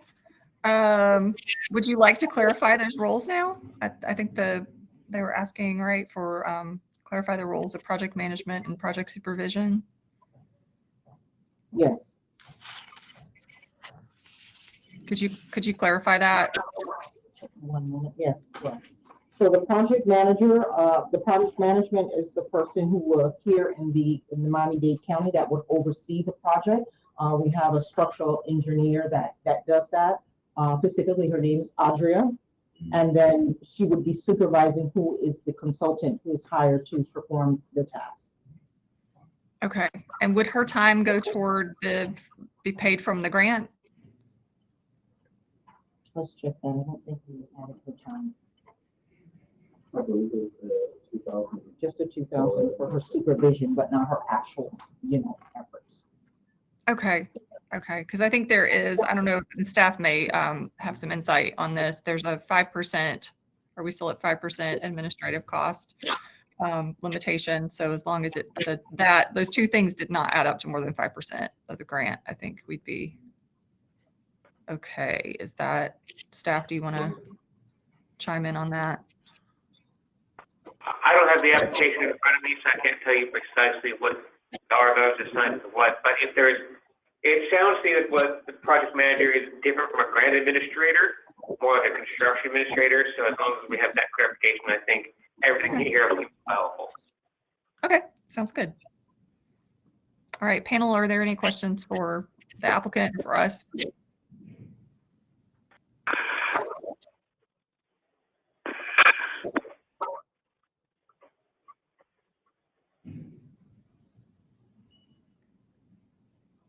All right. Well, thank you so much for being online with us. Thank you. Okay, we'll go to project number 34, which is from the Alapato Collaborative Community Development Corporation. The Alapato Commercial Historic District with a requested funding amount of $50,000 and a match amount of $0 for a total project budget of $50,000.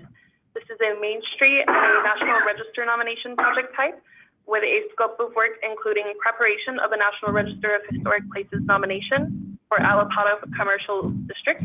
There were no concerns or issues and no scope of work or budget or funding adjustment recommendations.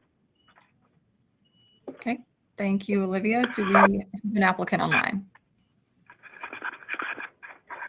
If you wish to represent this project, please raise your hand or enter a comment into the question or chat panel.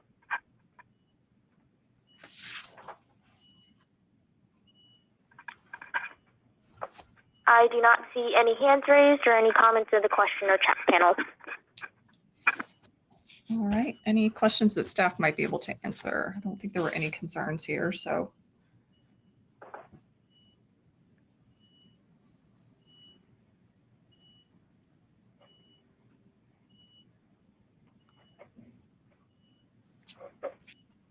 Okay, we'll move to our last project and then we'll circle back to Crescent City after that. We'll do panel project number 35 from the City of Key West. This is the sustainability assessment of City of Key West historic structures with a requested funding amount of $50,000 and a match amount of $0 for a total project budget of $50,000. This is a CLG and a planning type project with a scope of work including creation of a conditions assessment report for 2 city-owned historic structures, the Tift Ice House and the Keys Art Center. There were no concerns or issues and no scope of work or budget or funding adjustment recommendations.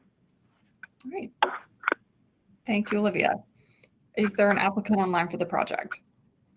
We have Daniela Salume on. Daniela? Hi, can you guys hear me? Yes, please introduce yourself and your role.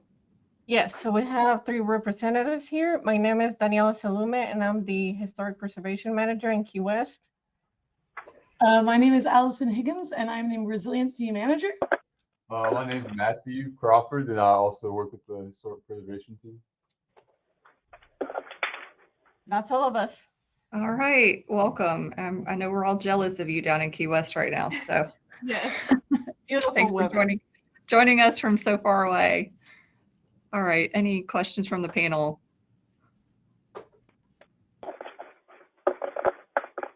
This is Harry. I seem to be kind of hitting budget questions on a lot of these things, but especially in light of a previous application that was doing a similar project, their budget estimate was almost, I think, double what you have. So do you feel confident that you could find someone who will do each of these for $25,000? Absolutely. This is Allison Higgins, Resiliency Manager. This is actually our second one of these we've run through you guys, and we have a general services agreement with a historical architectural firm, Bender and Associates, and yeah, they delivered just right at the budget that they had quoted just last year. We just closed it out, so we are very confident in this budget.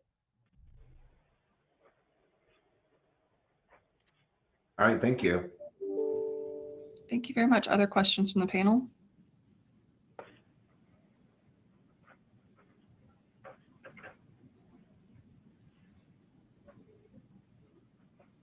Any other questions for staff?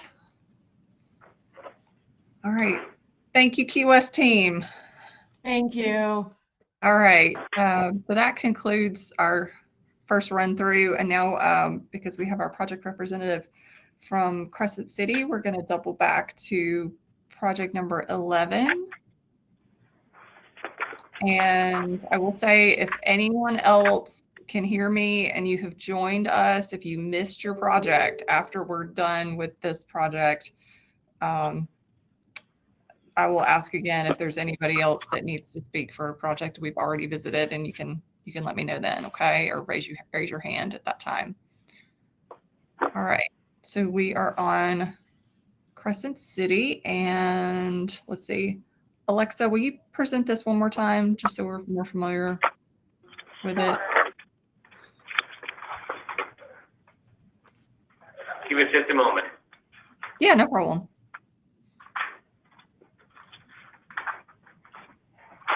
All right, so this is the National Register nomination update for Crescent City Historic District. For funding, the requested amount is $50,000 with a match amount of $0 for a total budget amount of $50,000. This project is located in a ready community and is a National Register nomination project type. And the scope consists of preparation of a National Register of Historic Places nomination update for the Crescent City Historic District. There are a couple of concerns/issues. The applicant was contacted and did not provide requested information by the established deadline. The applicant selected both that they would be hiring professional services and not hiring professional services. And the timeline needs to include scope of work items.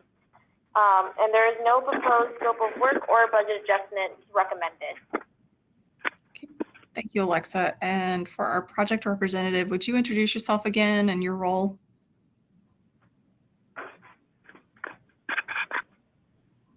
If you would like to represent this project, please raise your hand so that I can unmute you. All right, we have Derek Martin online. All right. Hi, Derek.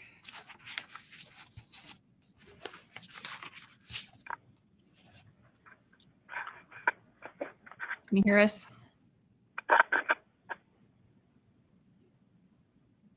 There we go. All right, I'm in. Can you hear me now?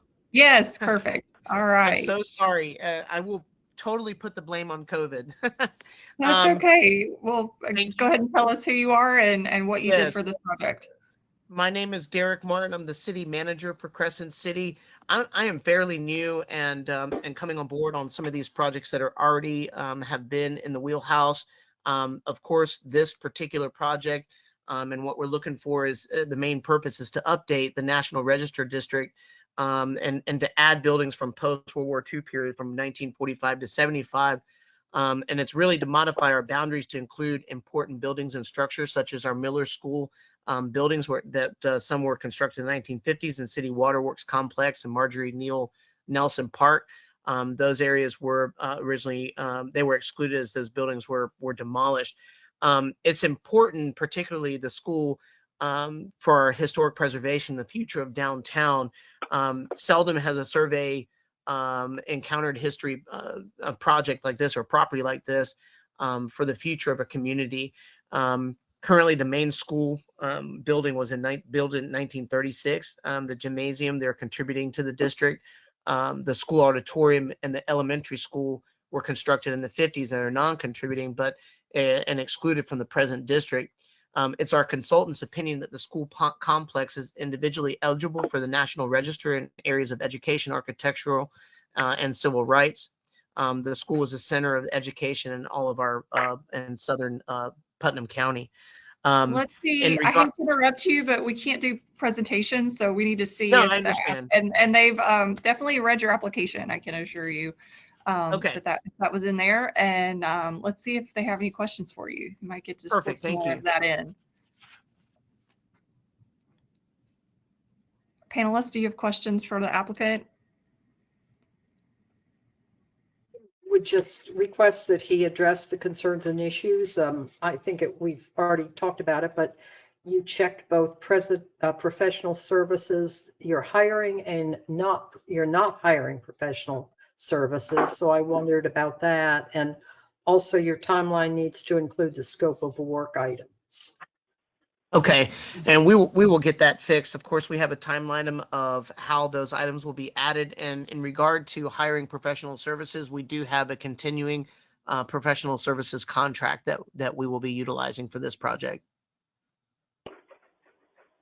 Okay, and we would require a cultural resource management company or the like historian to do the nomination. So we'll work with you definitely on that piece. Okay, no problem. And we have somebody ready to do that. Okay. All right, panel, did you have any other questions for the applicant?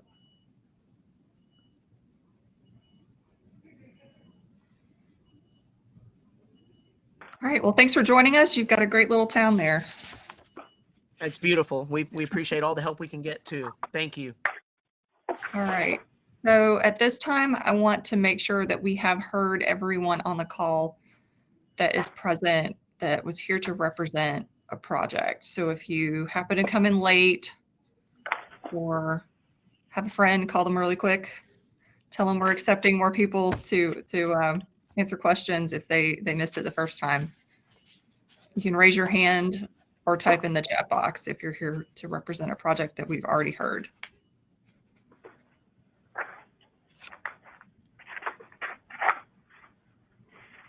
Okay. All right, then we'll move to our final scoring and ranking. And I want to find out from our panel, how much time do you think you need additionally to go back and revise scores and, you know, take a look at these, put a few notes in? How much time would you like to have? This is I was making adjustments and changes during each presentation, so I'm ready to go. I'd say a half an hour. Okay. All right. Well, let's see where we are in a half hour. We do need to check in with Matt and make sure that his scores are completed as well. So we'll come back at 12:15, and likely what will happen is that we'll take another break, maybe even a lunch break, and come back at like 1 o'clock to do the actual presentation of the scores. And so those times are very tentative. So please, anybody on here, keep your panel open and we'll give regular updates in the chat. But what we'll do right now is we'll break until 12:15 and allow Ms. Spurgeon and Matt Hudson to complete their scoring if they make sure that that's done.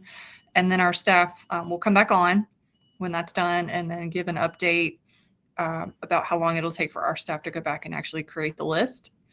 And then, like I said, probably around 1 o'clock, we'll come on. I'll read the list into the record and you'll know where you ranked on the list. We'll have it up online as soon as we can in a couple of days, but you'll at least be able to know where you ranked and what your score was.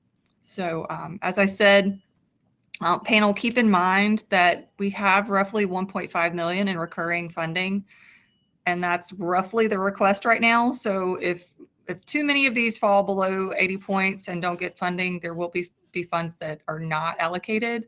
We can't actually allocate the small matching grant funds for anything else other than this list, other than this set of applications. So, you know, just remember that that's right about the same amount. All right, any other questions from the panel at this time before we'll come back at 12:15? Alyssa, how do I get back to the scoring page? Oh, Eric, can you help with that? Sure. So if you're on DOS grants right now, there should be on two tabs for you on your panelist page. And one should allow you to edit has a list of all the applications and have, I believe, an edit or review button next to it. I don't know what. All I have is I see the final scoring and ranking and just the cover page. How do I get off the cover page into the? Oh, okay. So so the presentation's on your screen right now? Is that correct? Yes. Okay. So you're going to go back to dosgrants.com on Zoom, believe another tab or in your browser, and go up to, I believe, My Panels. Okay, I know how to do.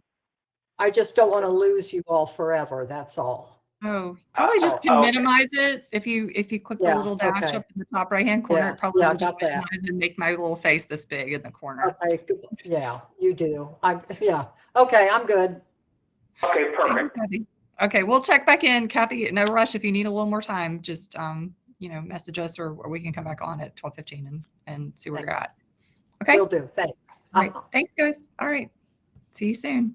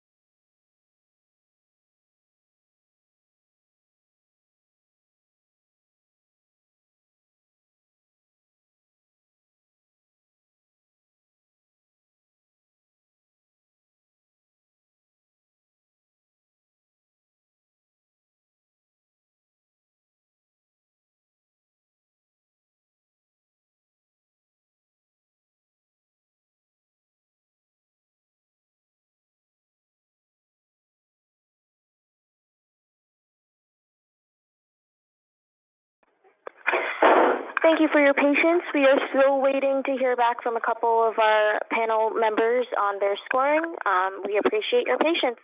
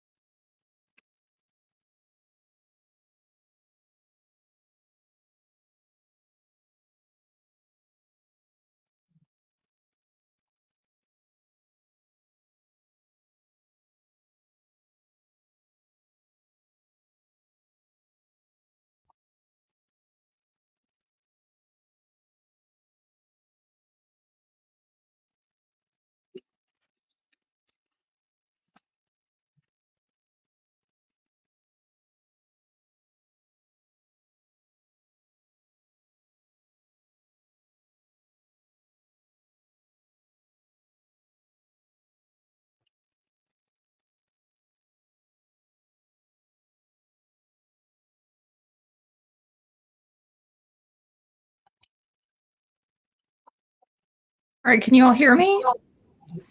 I can. Okay. Yep, I hear you.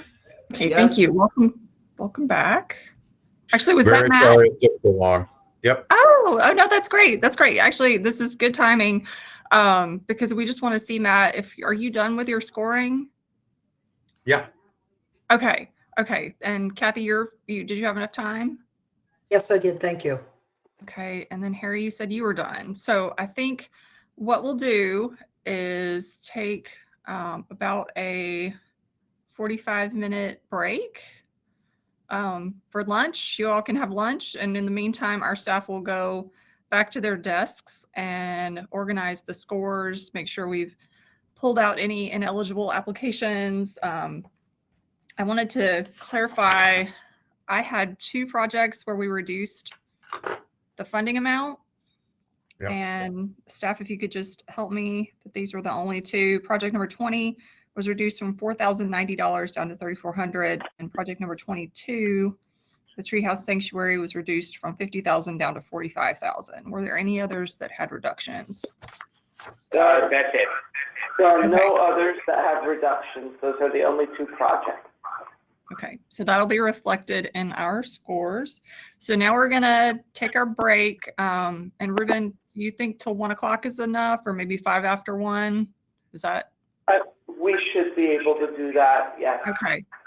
Okay, and we'll keep everyone updated if that's not enough time. So maybe like 5 minutes after 1, we'll come back, and at that time, I'll read the full list in ranked order into the record, and then we'll need a motion from our panelists to pass that list, and then ultimately we'll send that forward to the Secretary of State for his approval, and then on to the legislature for potential funding. So, and I'll email you the list before it gets ready. Yeah.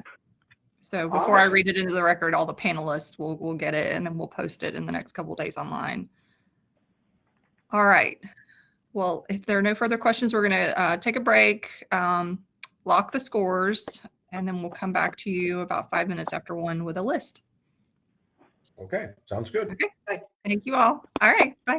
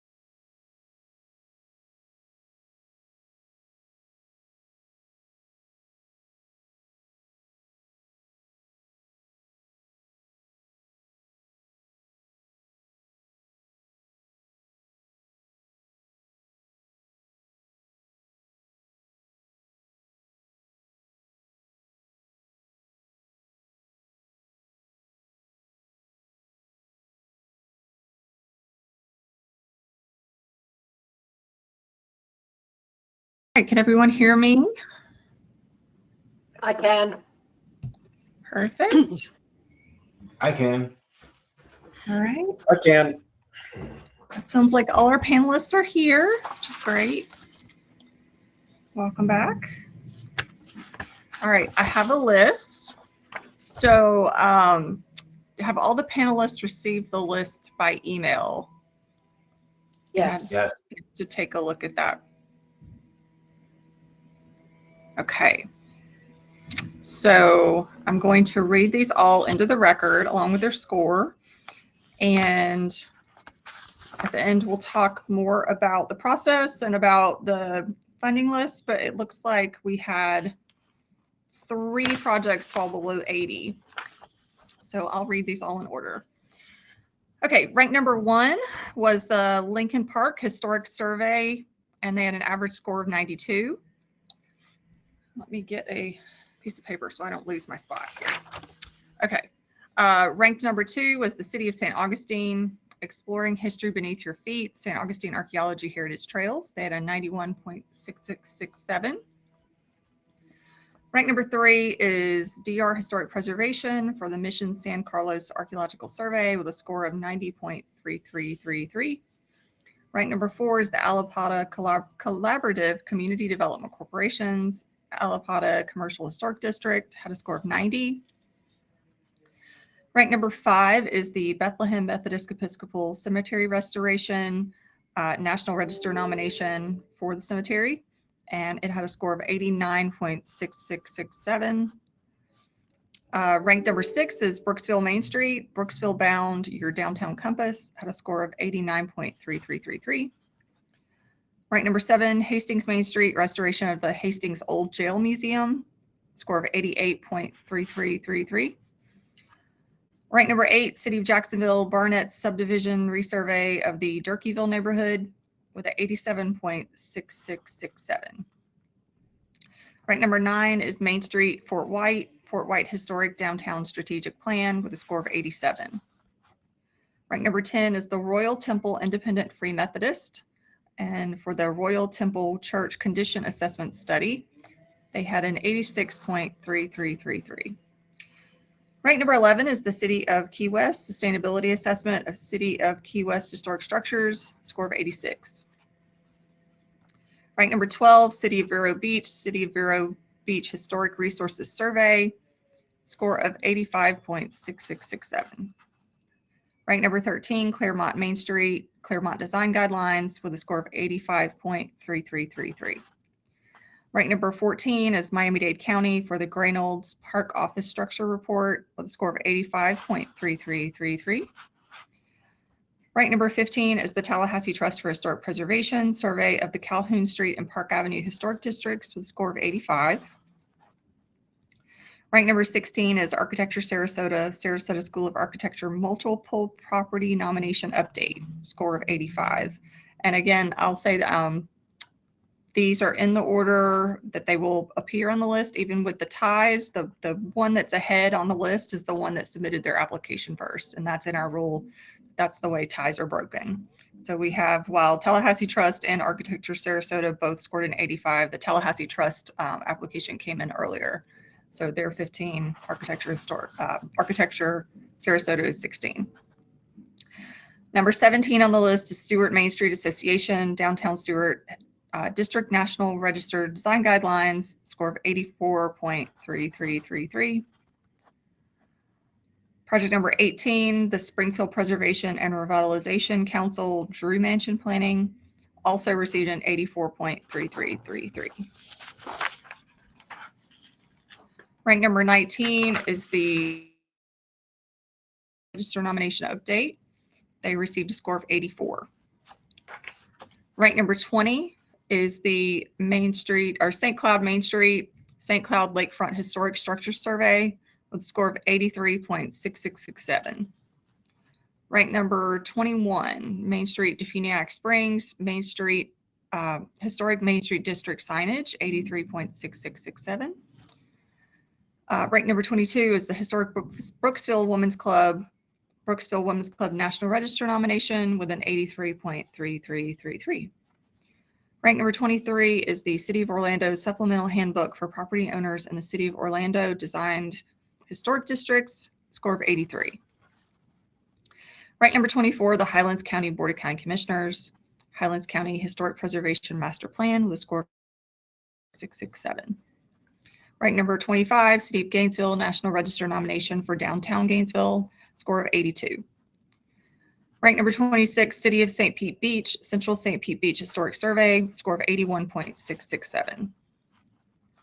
Rank number 27, Osceola Research Institute, finding a CLA, a survey of 3 early contact mission era sites in Madison and Jefferson counties, at a score of 81.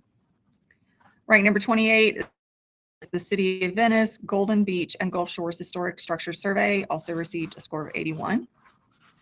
Rank number 29, O'Galley Arts District Main Street Wayfinding, also with a score of 81. Rank number 30 is the City of Lakeland, Lakeland Historic Districts Resurvey Phase 3 with a score of 80.6667. Rank number 31, Treehouse Sanctuary, Treehouse for National Register of Historic Places with a score of 80. Rank number 32 is the Air Aqua Project Corporation Maritime and Submerged Aviation Cultural Resources Survey, and it received a score of 80. And so that completes all of the projects that received above a score of 80. We had 32 that came in above that for a total of $1.391, or at $1,391,150. Next, I'll read the 3 projects that ranked below 80 points and will not be considered further and will not be sent forward to the governor's office and the legislature. These projects scoring under 80 are rank 33, City of Wilton Manors Historic Resource Survey, scored in 79.6667. Rank number 34, City of Mount Dora, Preservation of Land Documents and Undocumented Cemeteries of Mount Dora's Early Pioneers, scored as 79.3333. Rank number 35, City of Coral Springs, Historic Design Architectural Guidelines, received a score of 76. So as I stated earlier, we usually get a recurring appropriation of $1.5 million unless something changes this year. We do expect to receive that in our regular budget beginning July 1st of 2026 in order to fund projects number 1 through 32. And we can keep you posted on that, and please stay engaged because these are funds that need to go through the legislature in order to be approved. The remainder of that 1.5 million will likely not be allocated. It can't go to anything other than grants. So we are at least well within our $1.5 million when it comes to having good knowledge of which of these projects we'll be able to fund for next fiscal year. Are there any questions from the panel on this process or on the list as I've read?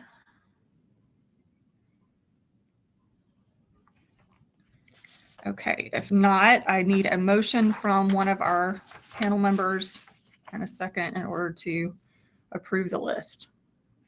I move to approve the list as presented. Second. Okay, that was Matt Hudson with a motion and Harry Klinkhammer with a second. Any further discussion on the list? All right, very good. Okay, all in favor of approval of the list? Aye. Aye. Aye. Okay, anyone opposed? I think that was all 3 of you. All right, so our list has been passed. Again, we'll post this online as soon as we can to get it out to all of our applicants, some of which are on the call with us still. Let's see, Ruben and Eric, am I missing anything else before we adjourn? No, I believe that's everything. Oh, wait, I just want public comment. Oh, we do have to take public comment. Yes, please do. Is there anyone, Alexa, is there anyone with their hand raised? Or if you're online and would like to make a public comment, please raise your hand. Or you can type into the chat as well. I do not see any hands raised at the moment. Okay. All right. So I guess I need a motion. Oh, Alexa. Sorry, we have a Derek Martin on with his hands raised. Sure. Go ahead, Derek. Thank you. Thank you again. I'm sorry. I was trying to sign back in after taking a break, and I couldn't get in, and only got in right when you were at 15 or 16. I did email DHR grants, but I just wanted to find out where Crescent City landed. Okay. Let me see where we're at. You're at number 19. Number 19. Number 19 with a score, an average score of 84. And, Okay. you know, it looks like if we get our recurring funding this year, that you would be within the pool of people that were able to receive a grant. So. Okay, great. Thank you very much. And thank you for your hard work in this. Appreciate it. Yeah, yeah. Thanks for writing the application and getting it to us. All right. Any other public comment? If you would like to make a public comment, you can either raise your hand or type in the question panel.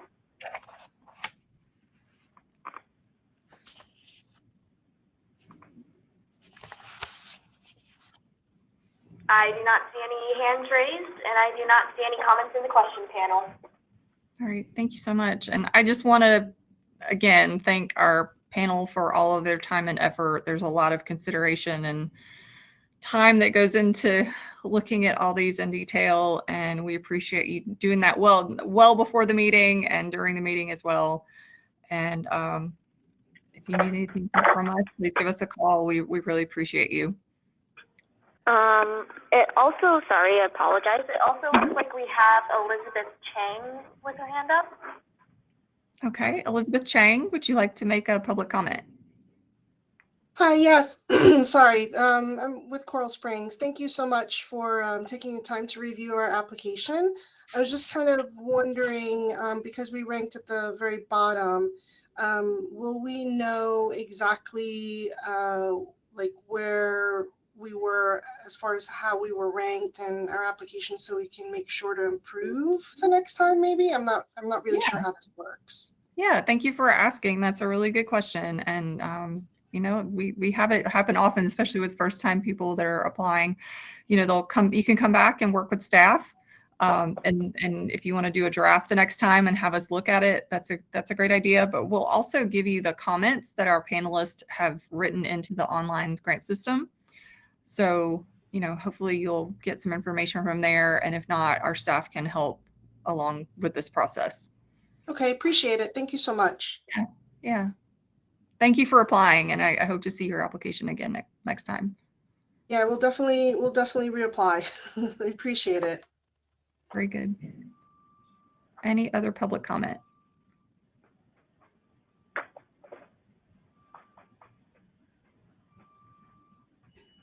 Okay. All right. Alyssa, yes. This is Matt. I just want to thank everyone at the department for putting together a very orderly process and a very smooth meeting today. Even though I was the left-hand monkey wrench in the group, I certainly appreciate everyone's effort to make it go so smooth and put out a successful product. So thank you.